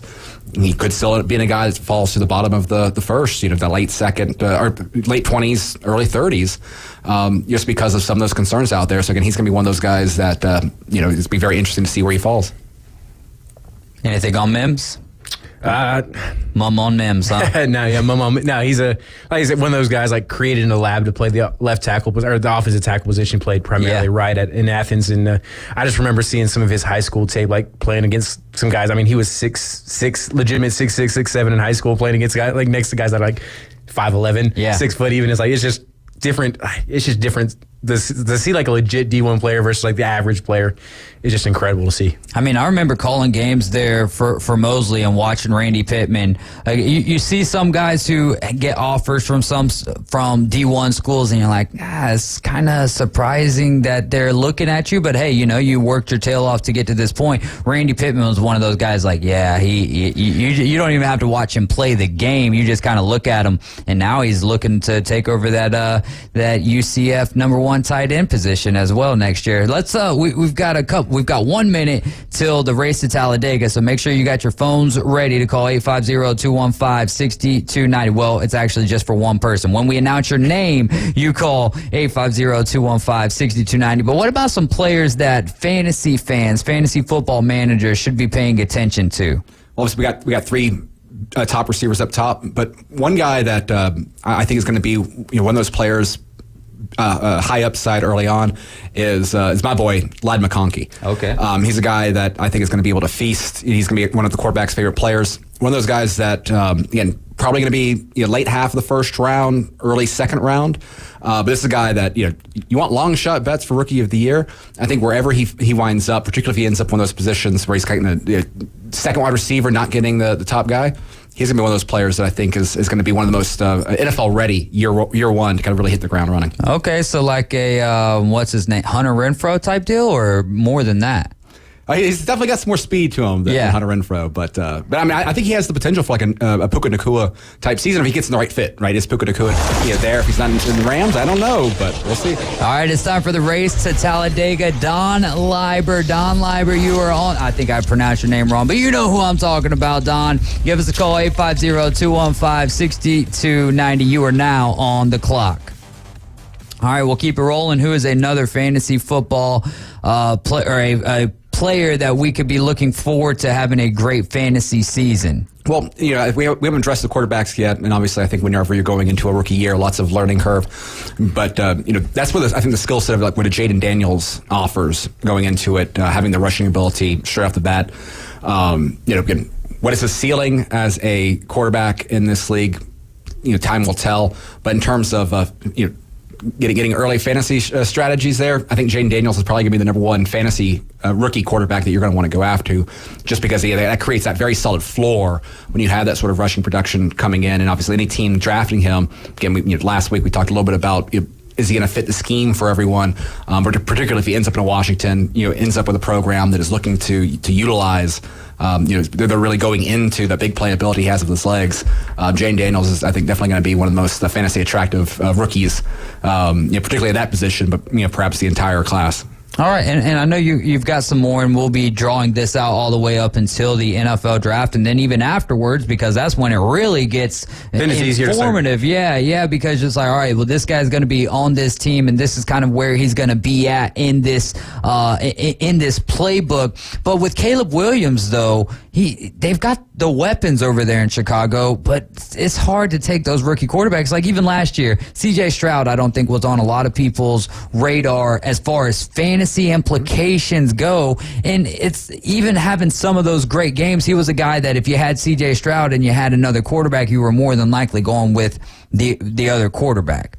So is Caleb Williams a guy that fantasy managers maybe should think about drafting? He's going to Chicago. We know he's going to be there in Chicago, right? So is he a guy that you stay away from, you shy away from, or do you roll with Caleb Williams? Well, I think he's going to be a very interesting player. I mean, probably if you're playing a traditional fantasy league, right? One quarterback, 12 teams. He's probably going to be right outside of those top 12 players, right, from the get-go, whereas Jaden Daniels could instantly be top 10 player there. But if you're playing two quarterback leagues, if you're playing a dynasty league, I think that's where really being able to load up on some of these players with, again, such an upside playmaking potential. What sort of offense are the Bears going to want to go in with Caleb Williams year one? Obviously, you've got a guy that, if you're going that direction, you're buying the playmaking skills that he has, but this is still a defensive-minded head coach. The defense took massive strides last year. How much are they going to want to put on his shoulders? Whereas, and particularly the defense to allow that. Whereas, you might have a situation where one of these players, you think of Minnesota, they've got a quality defensive coordinator there with Brian Flores, but do they have the dogs on that side of the ball where you could be getting in shootouts, whoever ends up with the Vikings, whether that's a J.J. McCarthy, whether that is a Drake May, certainly, I think you'd much rather have the playmaking potential of a Caleb Williams in a vacuum, but hey, somebody even like a J.J. McCarthy, who again might be a more athletic Brock Purdy, he could end up putting more numbers, he might be able to have, I don't want to say C.J. Stroud like season there, but you add a J.J., you add a Jordan Jefferson, you add the weapons they have over there, Hawkinson and Addison, that could end up being one of those quarterbacks that is very, very cheap in your fantasy league that could end up paying big dividends. Is it quintessential for Dan Quinn and the Commanders to take Jaden Daniels? Well, we'll see. I've heard there's an NFL insider that I trust a lot who says that that is he trusts the buzz going around there. We did see the betting odds shift today. Drake May back is once again the favorite in that position. It's gonna be fascinating to see how we're in peak rumor mode right now. So again, you can't trust anything in that regard. I do think it's fascinating. One of the players that if you're looking at skill sets, kind of general offenses where a Jaden Daniels would fit best, the Philadelphia Eagles offense, the way they he's not a great middle of the field runner or middle of the field passer, obviously takes advantage of the athletic ability. The passing game coordinator for the Commanders is Brian Johnson, who used to who was the offensive coordinator for the Eagles last year. Actually used to play UFL football with one of the coaches for Jaden Daniels, Hank Cortison. So there are some interesting connections there. And again, I'm just hoping that for someone like Drake May, the Vikings with his old high school football coach Josh McClown over there, quarterbacks coach. There's some of these personal connections which as someone who I don't really have a dog in the fight. I like watching good football. I think having those sort of building blocks, those things kind of ease the quarterback in with all the other difficulties that come in that position. Having some friendly faces on the sidelines with you probably is a good thing for the development. And more quality quarterbacks, better the football, better it is for for all involved, in my opinion. Great stuff, though, and we look forward to April 25th, Thursday. We're going to be down there at St. Andy's. Y'all come join us. It's going to be a great time, though. We look forward to chatting with you next Tuesday, my man. I look forward to it. All right, that is NFL draft coverage. Tyler's Takes going up on a Tuesday, though. Bishop joining us here. Great stuff, as always. We're talking more NFL draft next Tuesday, 5:20. You guys are riding along with the Afternoon Underdogs. Coming up next, we're going to be jamming with Jay Chapman. This is ESPN Northwest Florida, back in a jiff. ESPN Northwest Florida presents the Race to Talladega. Our good friend Lynn Haven Rob. Lynn Haven Rob, give us a call. If you beat 7 seconds, you will officially get yourself a pair of tickets up there to the Geico 500. I saw David pick up that phone quick, so it's looking pretty good. Official time of 3 seconds, and we've got him on the line. There you go. Congratulations. Oh, that's fantastic. From PCB Hobby, Pepsi, Panama City, Toyota, your racing station. ESPN Northwest Florida. This is Joanna with ESPN Northwest Florida with your Tuesday's weather. Tonight there will be a strong breeze out of the south-southwest, a variety of light showers and clouds, and 69. Light showers and mostly clouds tomorrow morning, about the same at 68. In the afternoon and evening, mostly sunny and a moderate breeze right around 16 miles per hour with a high of 72. About the same at 69 Thursday, and we'll have sunshine. This forecast is brought to you by Earthworks of Northwest Florida. Thank you for keeping that dial on ESPN Northwest Florida. Rely on it. Hi, I'm Tracy, your diamond girl at Tracy's Fine Jewelry. Shopping for the perfect diamond can be difficult, but that's why I've trained my staff to be helpful and to offer you a stress-free diamond experience. Pick your sparkle and use our easy layaway plan. Every woman deserves an exquisite diamond from your diamond girl at Tracy's Fine Jewelry. We don't work on commissions. We work for smiles and high dues. So if you're tired of high-pressure salespeople, stop by and see us today at Tracy's Fine Jewelry. Attention homeowners, are you dreaming of a backyard oasis? Look no further than S&R Fencing, your go-to destination for quality outdoor transformations. At S&R, they specialize in crafting custom fences, decks, retainer walls, and all exterior construction that not only enhances the beauty of your home, but also stands the test of time. Their experienced team takes pride in delivering top-notch craftsmanship with a personal touch. S&R Fencing, locally owned, licensed, and insured, and a member of the BBB. He likes to lift weights in a parking lot and eat Weight Gainer 3000. I'm really starting to feel out nasty. David Hayes is part of the Afternoon Underdogs on ESPN Northwest Florida. Yes, sir. Hey, you guys are riding with the Afternoon Underdogs. This is ESPN Northwest Florida. Springtime on the Gulf Coast means warmer nights, plenty of sweet tea, and the Atlanta Braves. ESPN Northwest Florida is still your official radio station for the Atlanta Braves on the Panhandle. No, we haven't got you to every single game this season, but we're still very early on, and we've got March Madness coverage and the women's tournament that we've got to finish up with that coverage. But tonight at 6 o'clock, coverage starts for a first pitch at 6:40. Reynaldo Lopez going for the Bravos, going up against Garrett Crockett. White Sox and Braves tonight at 6:40. The next game that we'll have for you is going to be April 9th when the Braves start their series with the New York Mets. Honored to have Jay Chapman in the building with us. Jay, how's everything been going with you? It's going well, man. We're coming right back into it. Baseball season. It's amazing how fast it starts. It just comes back around. Yeah. The Rangers won the World Series. It seemed like, in some sense, just like yesterday. And now it's like spring training kind of snuck by me, if I'm being honest. Yeah. And then now we're off and running. So now we're in the meat of it. It feels like, but we got a little ways to go before we get into those dog days of the summer. But what's your outlook for the 2024 Atlanta Braves? Man, it's hopefully really good. I mean, like I saw where, I guess they're one of the favorites. I saw a couple of different people on MLB Tonight kind of basically saying that they had them as sort of their top pick to win the World Series, especially getting there from the National League. It's such a good mix I see here where, talk about just the makeup of the team, right? Like I said, even it's interesting now that we call Acuna and Max Fried. These guys are veterans now. I guess Albie, I know. So technically, I was reading this article that the Players Tribune did on Ronald Acuna Jr. It's a great article. If you haven't read it, I would recommend that you go just type in Ronald Acuna Jr. Players Tribune, and it'll bring up the article. It's a great read, but he's not considering himself a vet. Yeah, he considers himself a young guy still. I would agree with that. Yeah. I mean, like I said, it's even from a service time standpoint because they're so experienced, because they've been in so many big moments. But, they look like a Charlie Morton. Yeah. Right. Okay. But he's that's an old Wiley bit. Yeah. But those, sort of the more veteran styled, players. But then, like you said, Albies. I mean, those guys have been around for a while now. It seems like, and so. It's going to be a lot of fun, man. And even Riley, to an extent, is kind of he's really on that threshold of he's a veteran, but he's kind of still a young guy. Yeah.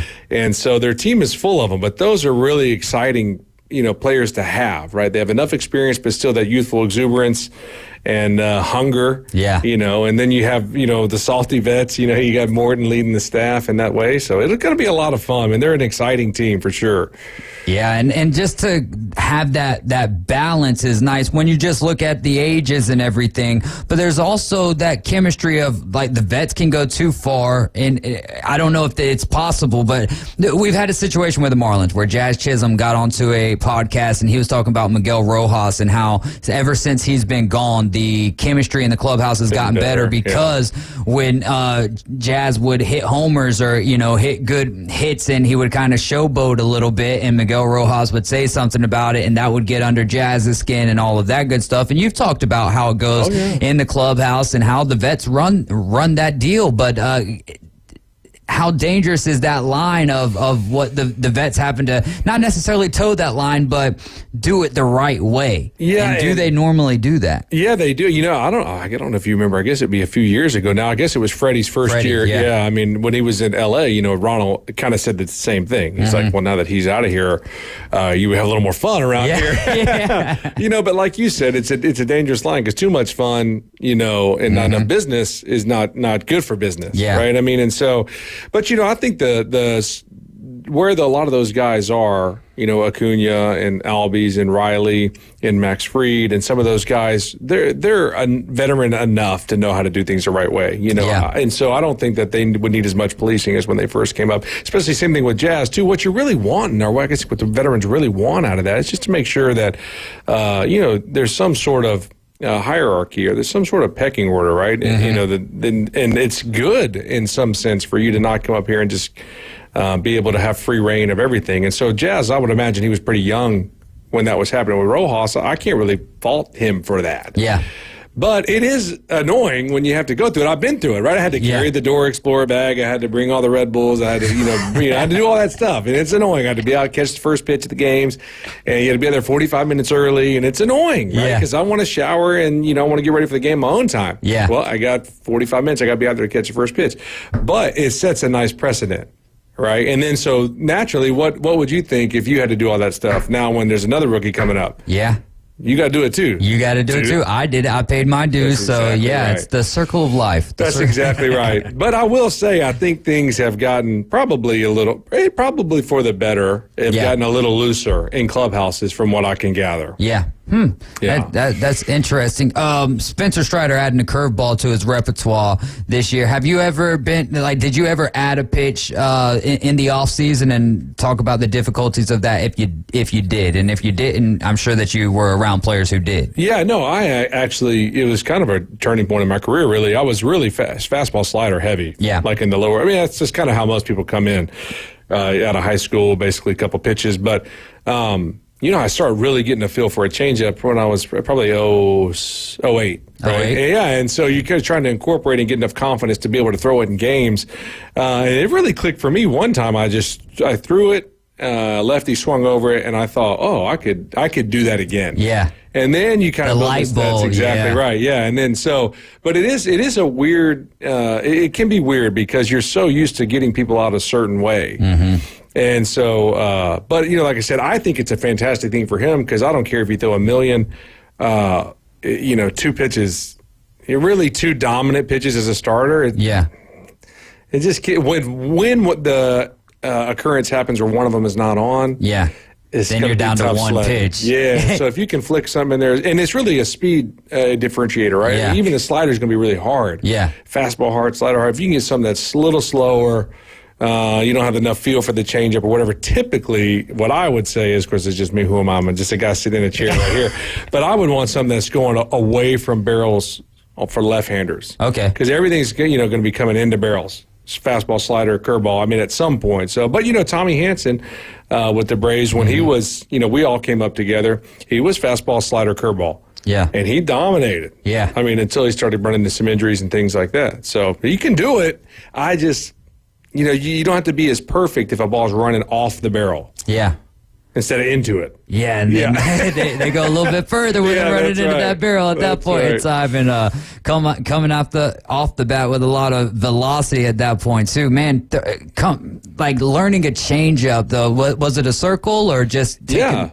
I just kind of actually threw like more of a palm ball, really. Yeah, Okay. just trying to, what you want, and really, you're just selling arm speed, right? Yeah. Arm speed's there. That's what the hitters swing at, really. Right. But just such a field pitch because people choke it a lot and they spike it.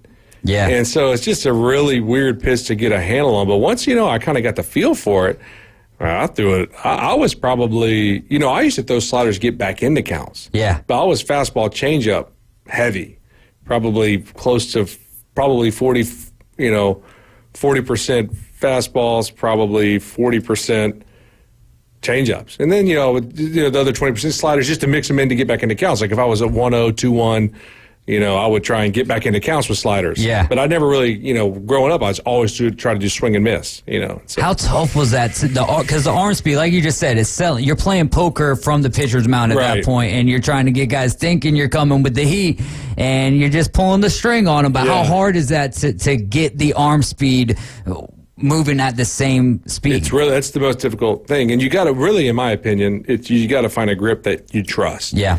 Because or else, if you just try to flick it and feel for it, man, hitters see that, dude. And do you kind of like? Is the wrist slot different for when you're throwing a palm ball? Or? Not really different, but like I said, a lot of people I tell youth pitchers all the time, like if like if you're throwing it like you're about to hit somebody in the face with a pie, okay, it's not good. Like you want the fingers on top of the ball. Gotcha. So you get that extension point. but a lot of them, they just want to, kind of push it a little bit. And that's no good. And you're going to get really hurt doing that. Yeah. For not physically hurt, but just by the hitters. Okay. I mean, it's a really easy tell. And so, throwing it with enough arm speed, it's deadly. I mean, it's really is. I mean, guys would get use Johan Santana. I think he's on here. That's Ramirez. But Johan Santana with the Mets, remember, forever. Yeah. I mean, just change up heavy.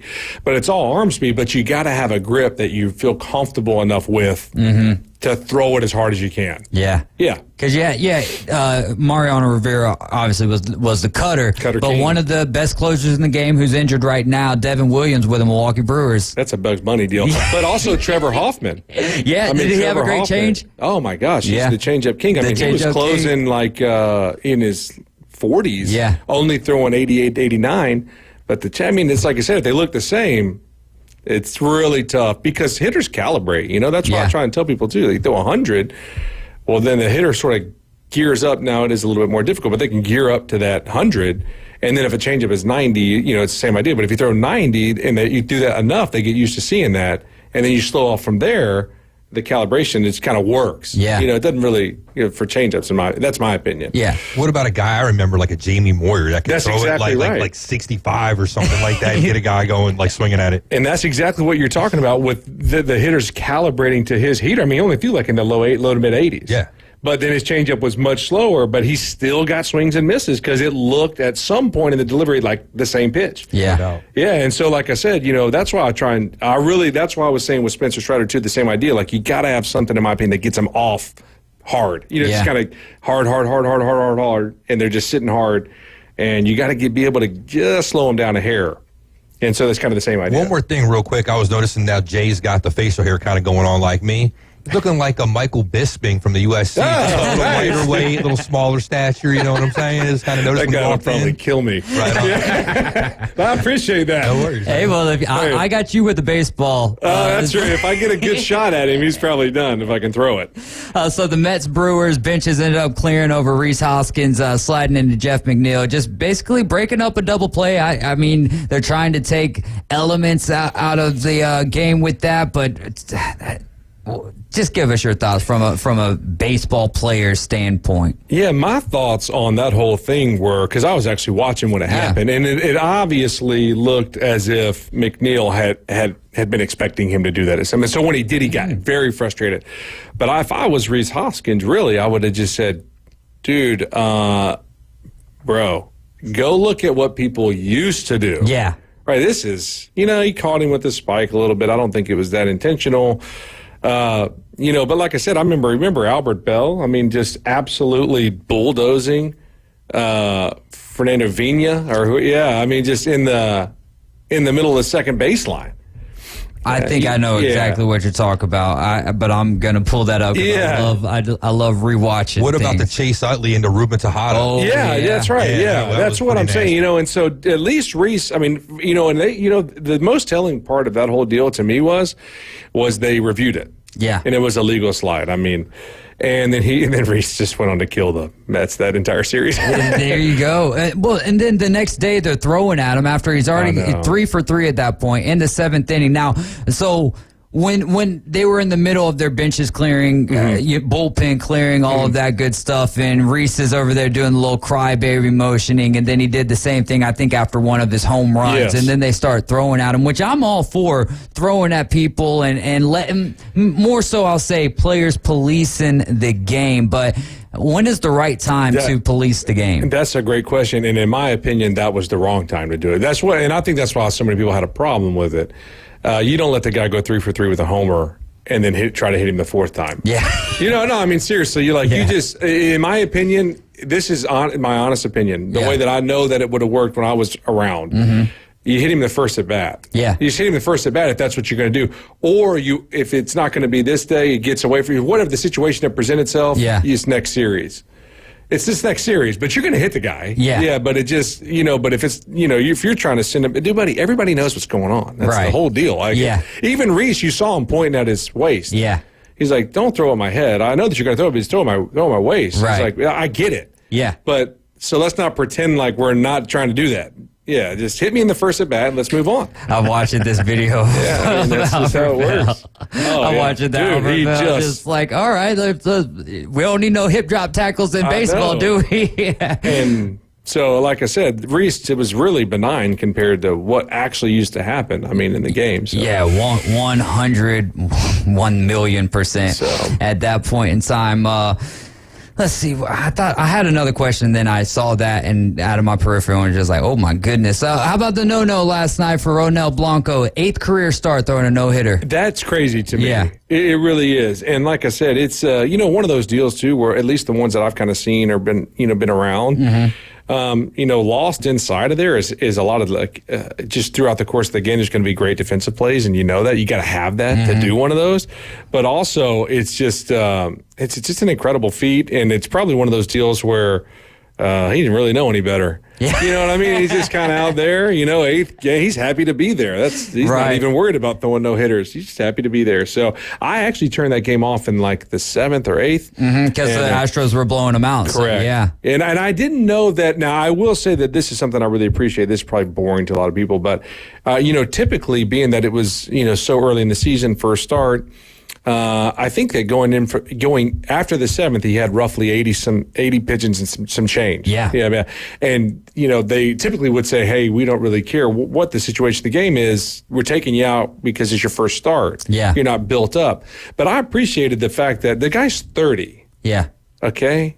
Let him go. Like, he's not a 22-year-old prospect. Right. Like, let the guy go try for a no-hitter, and he got it. So it's fantastic. Yeah. Yeah. So I just know that they were having some debate. Like, should they take him at pinch count wise? I'm like, that guy's 30, bro. Yeah, he's been there. Yeah, or just let it. He's old enough. If I was 30 in the big leagues, it's my 8th start. Yeah, I want a chance to go finish it. Right. If I'm 22, the thought process is, man, you're usually probably a stud. If you're there at 22, you might have other chances. It won't hurt your arm or whatever. But if I'm 30, I was happy they let him keep going. Especially in a day and age where, now you approach 100, even getting close to 100, you're out of there. If the score was closer, you think they yank him? Probably so. Yeah. I honestly do think so. If they're trying, because I think that the Yankees and the Astros, that whole deal. I'm sorry. Well, yeah, that's who it was. Astros and Blue Jays. Blue Jays. I'm sorry, but it was they just got swept by the Yankees. Yeah.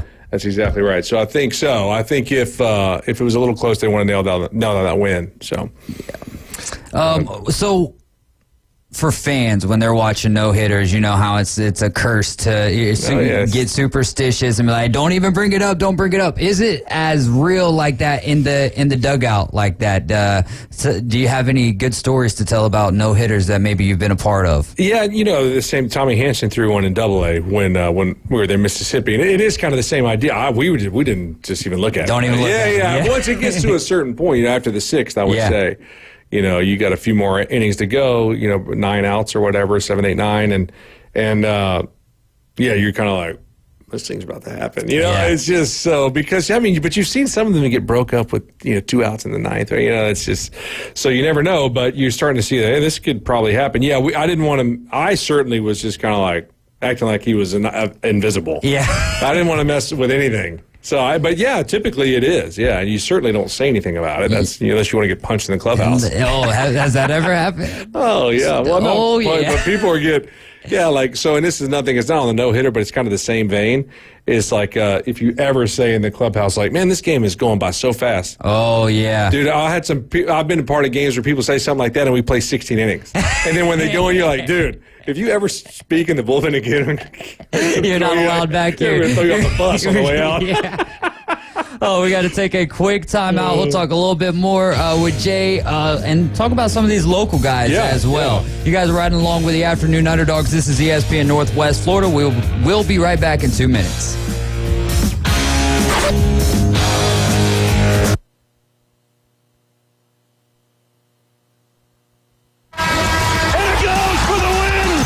We'll bring you every game live. It's the NCAA Men's Basketball Tournament, college basketball's premier event, and it's all right here. And the dream is alive! 104.3 ESPN Northwest Florida. The dream, Los Rancheros has been doing it right for 20 years. Los Rancheros brings a top-shelf dining experience to you with the opening of their beautiful new building. Watch all college and pro games on Los Rancheros' 14 large-screen TVs with great drink specials daily from 2 to 5 and during all the games. Los Rancheros, the place for live sports and great food on 23rd Street between Jenks and Harrison. Is your restaurant looking a little tired from the long off season? Is your office a little offish? Start the new year off right by giving them a fresh start. Fresh Start Cleaning is now accepting new clients. Ask about their complimentary hood cleaning services. Fresh Start Cleaning. Get clean again with Fresh Start. Call 850-771-6917, 771-6917, and ask about their complimentary hood cleaning services.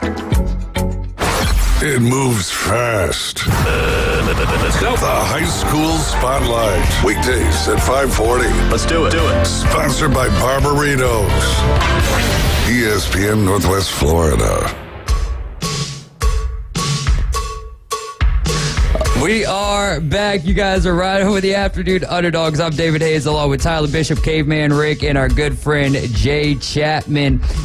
Jay is with Chapman Wealth Management, and you can help people get financially fit. Tell our listeners how they could help you out, or how y'all could help each other out, I guess, essentially. Yeah, they would come to us with a need, which would be fantastic. And then we just do comprehensive wealth planning, right? And so it's whether it's a retirement strategy need or distribution strategy or investment management, just any of those deals, custodial accounts, any sort of thing that goes under, wealth planning, was what we do. And so, if you have any questions, give us a call, and we'll be more than happy to help you out. It's 850-867-8247. Yep, that's right. All right, so we're going to table what we were talking about in the break. We were talking a little bit about Ohtani, but since we'll have you back next Tuesday, we'll talk more about that next Tuesday, because I do want to make sure that we give these local guys some love here. Yeah. Nick Nelson last night only pitched for the rest of the game for the Philadelphia Phillies, right? But it was a strikeout. And it was De La Cruz.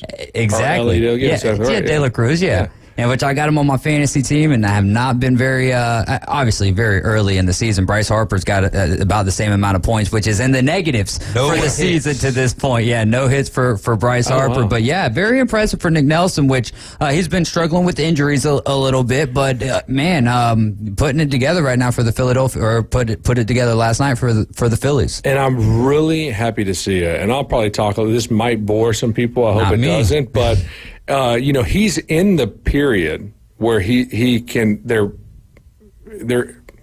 Service time manipulation starts to really become a factor, right? Because if he gets to arbitration, which is just really right down the road, half a season for him, they have to start paying him contracts, guaranteed contracts. Well, anytime you're right on that threshold, they put in the collective bargaining agreement that they had to stop doing this. Teams were so good at doing that, at manipulating service time to where you never really got to arbitration. And when you did, they would trade you and bring up another guy, and then they got 6 years of control with him and 3 years at minimum. Yeah. Right. And so I'm really pulling for Nick to get up there and stay. In my opinion, again, who am I? I'm just a guy sitting here in the chair, but it's why he didn't play a ton last year in the big leagues. Okay. That's why he didn't make the, now I know he got caught with an injury or whatever, but why he didn't make the team this year.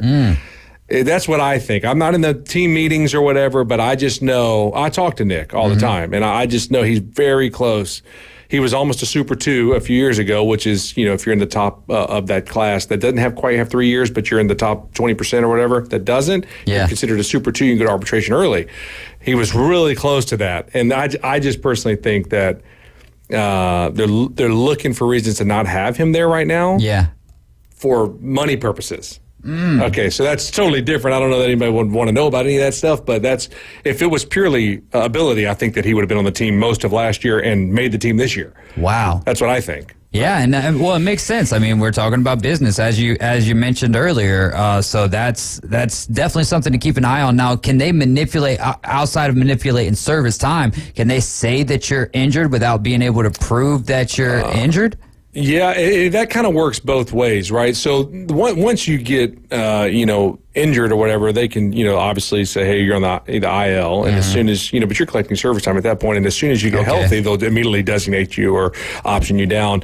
But don't they only have, 3 options? Yeah, but that's a whole can nother manipulate issue. that. Well, no, but that's you can only burn 1 a year. Okay, so that's annoying, right? So you have basically 4 years, right? So if Nick's already burned his option for this year because they optioned him down in camp. Yeah. So they can now pull him up 58 times this year. You can only burn 1 option per year. So it's not like you can only get option down 3 times. You can only get option down the 4th year you're out of options. Yeah, you can only burn 1 option. This is a whole other issue, man. Yeah. It's a whole other issue. But how do they fix issues like that? I have no idea, right? Because there's that's the Players Association, right, and the owners, right, that are kind of trying to, sort of battle that whole thing out. It's gotten better, I think. In the collective bargaining agreement, every year seems to have more favorable things in it for players, right? Like the league minimum went from 500 to 750 or whatever it is, right? 740. That's a huge bump. Yeah. Right? What was it when you were playing? 500. 514. So 200, and even minor leaguers are getting exponentially better more pay. money. Yeah, exactly right. And so, like I said, they're kind of working, in my opinion, towards a better solution. But it's still, like you said, there's such, I have to be careful about it because of just my experiences with it. You can leave you jaded in some sense to the political or business side of it. Yeah. And so, I was been pulling really hard for Nick because I know where he's at from a service time threshold. Yeah. And he's just right there where people try, and in my opinion, it's 100% reason why. He had a hamstring injury last year. It was not crazy, 6 weeks, 8 weeks kind of deal, and they left him. They want to stretch him out. He can be a starter. Now he's starting in AAA. Come on. And it's one of those things that unless you've been in that experience, you really you don't know. Yeah, you don't know. That's right. Yeah, wow. So even more so, I know he's a Phillies. Or he's a Philly, which I don't care about that stuff because when it comes down to it, if you're local, I'm pulling for you. I'm pulling for him. But hey, the Phillies, we're not afraid to spend money. So I think if they think he's serviceable, I don't think they have a problem maybe bringing him up. Right. As long as they can use him. That's exactly right. But here's the deal. This way, God, I don't want to get into all this. No, well, so this becomes the question, right? So if you're not going to be a Harper, kind of, you're talking about spending money on big contract guys, right? Or just spending money, period. Well, that's exactly right. But you think about it, right? If you get somebody that's close performance-wise, and that's a total rookie, right? So you could pay him $700 for 3 years, right? Or you got to pay this guy $1.6 million for whatever, and can't have any. It's not malleable, right? Once you sign the contract, so what would you rather do? Right. You'd rather get rid of that guy and say, well, I'm going to take, I'm going to reduce my expenses to this rookie that we think can be pretty serviceable. Well, if you sign him, isn't he an asset then? But you can move him, trade him. It's a bargaining technically, chip, but that's typically what they end up doing when guys get to that level. Okay. Let somebody else pay him. That's what, I remember Tommy Hansen. I was actually talking to him at Craig Kimball's wedding when they traded him to the Angels. And he was like, man, the Braves did it perfectly. They got over 3 years out of me because they manipulated my service. They didn't climb up to like mid-April, which the cutoff. So they got that April and then 3 full seasons and then traded him as soon as they had to pay him. Let the Angels do it. Right. And so they got basically 3.5 years out of him at minimum. Right. And then when it came time to, he was arbitration eligible, they sent him to the Same Angels. as NFL. You get a young quarterback, you pay him the first 3 years, you don't want to do the option, you trade him, you start the clock over again. Exactly right. Yeah, it's like you said, you don't think those guys up there know what's going on with the money. Yeah, you better think again. They got good ideas. Chapman Wealth that's right. I'd be putting all the players up there, dude. I'm like, right. I'm like, Oh, Nick's not man. going down. Yeah. JJ Bleday playing with the Oakland Athletics. 7 of 20 on the year, 2 RBIs, but hitting for average 350 and on-base percentage 350. Season just started, but he's on a 3-game hitting streak. What are your thoughts so far from JJ? I watched the game last night, or at least the first couple innings last night against the Red Sox. I think he just looks really comfortable at the plate. Mm-hmm. He had a great spring training, too. And I also think that he's kind of one of those guys, I say poised to break out. Yeah. But he's been around enough now. He's been up and down, different with the Marlins. Last year was kind of up and down, but he's been around the league enough. Sometimes that's just what it takes. Like you look at some of these guys' first, second years in the league, it's really uncomfortable. You don't know where you fit in. You're trying to figure out if you fit in. But then once you sort of get comfortable, then you see guys really start to break out. And I just think the way that JJ looked last night, just to me, seeing one game, I thought, man, he looked really comfortable in the box. Well, and the other thing that no one else can understand unless they've been in you guys' shoes is comfortable on the field is one part of it, but there's still other factors of your regular life. You guys are human beings, you're people, right. and life affects you just the same as it affects all of us. And true enough, in all honesty, this plays a part of it too. You got to be comfortable in the clubhouse. You got to be comfortable. I mean, it's just a whole different deal. And so he just looked comfortable to me, taking good swings, man. And so I think he can have a big year on a terrible team. Hey, but is that one of those things? If you're having like you look at the Braves right now, Sean Murphy, who's on the injured list right now with an oblique injury, but Matt Olson as well. Those guys coming over there from Oakland. Does it help sometimes to be that big fish in a small pond, even though it's not necessarily a small pond, but just talking about the talent that they have there? Yeah, it certainly can. The thing that's so tough about it is, like, you get in a lineup, like you look at like Mookie and Freddie and Ohtani and even Muncy, and you kind of go down that Dodgers list, like, and this is just really true. This, like I said, people can debate this if they want, but the person behind you, I don't want to pitch to him. It just thinks when you're JJ and the guy, I think the guy behind him, the Rooker, I think was his name. Oh, yeah. And he's struck out like every single time he's. No, buddy, let me tell you something. He had a great year last year, so it is. No, he did. But I mean, starting off this year, I think he's punched like pretty much every time he's been up. And so, but my whole point is, I'm saying they're not worried about throwing to him. So you are less likely to get pitches to hit. Yeah. And so if you can do it in that scenario, then when you do get somebody behind you, like on one of these major market teams, I think it just becomes, like an Olsen or whatever. Right? And just not even that, or on top of that, to add to that is hitting is contagious. So when you're in that lineup, like you'll see guys come over that might have been struggling prior to the trade deadline, and then they come and get in that Atlanta Braves lineup, and it's like, where did this come from? Right. So Arcia. I mean, look at Orlando. I mean, I played with him with the Brewers for a year. I mean, he's a fun guy, awesome guy, free swinging guy. Yeah. But with the Brewers, he really struggled offensively. Mm-hmm. And he's had a fantastic year last year offensively, so that's probably what you're speaking to right now. Yeah, I mean, I never saw him hitting the way that he has.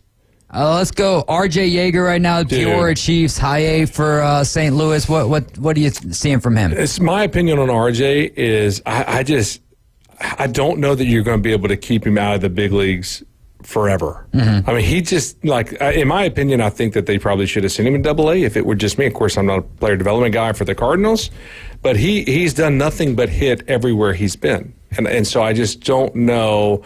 I would be curious. So I just don't know enough about the organization, who's in front of him, but like, to me, RJ is a guy that he might be 27 or 28, just because that's nothing to do with him. It's what the organization is willing to do. But he's going to get there, in my opinion. There's no question. Nice. We've got a couple more here. Jaden Rudd, who's playing with Dunedin, the Blue Jays, high A for... single A for Philly. No, it's high A. It's high A. Yeah, and I just talked to his dad at the Mosley 50th baseball half century team or whatever. I was talking to his dad, and we spoke about that age threshold, right? I mean, he's going to be 20 or 21 in high A, which from a developmental standpoint is fantastic. Anytime you're that much younger than league average, it's. Even if the numbers don't jump off the page, like you're well advanced to your peers. Yeah. So I'm hoping that he has a big year and can really just settle in. And I'm impressive that he's in that league at that age. There you go. Yeah, seriously.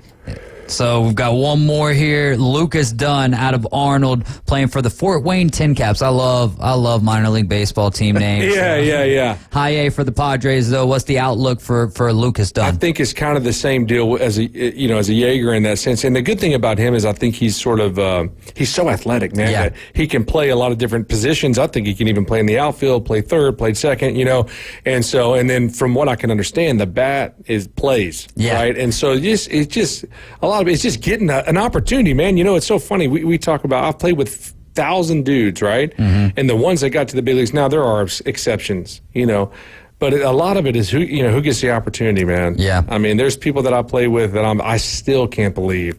Yeah. Did not get an opportunity, and now. And so, like, that's just kind of one of those deals. But in my opinion, everybody on that list has a real chance of playing in the big leagues. So we got about a minute and 20 seconds left here, so let's go to some of the high school names here. Cooper Moss pitched last night, just got over 200 Ks. Shane Funk. Yep, we graduated the same year. 2005. Yeah, he was drafted by the Texas Rangers. What are your thoughts on Cooper Moss and Eli Blair here? Absolute studs. Yeah. So I got a picture with them at the half century game. I know we got a little time. Yeah. They make me look like a kid. They are huge guys. Yeah. Eli, BJ's one of my good friends, his dad, he's 6'8" with his shoes off. Right. And then and then Cooper's like every bit of 6'3".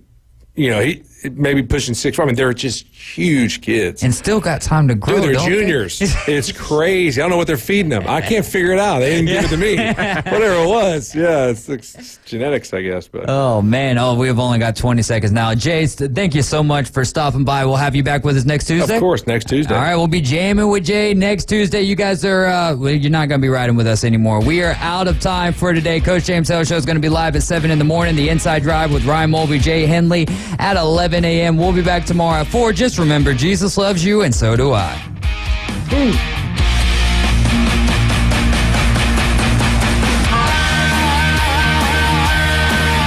ESPN Northwest Florida is taking you on the ultimate road trip to see the Orlando Magic. It's the Hall & Hearts ESPN Northwest Florida Magic Express.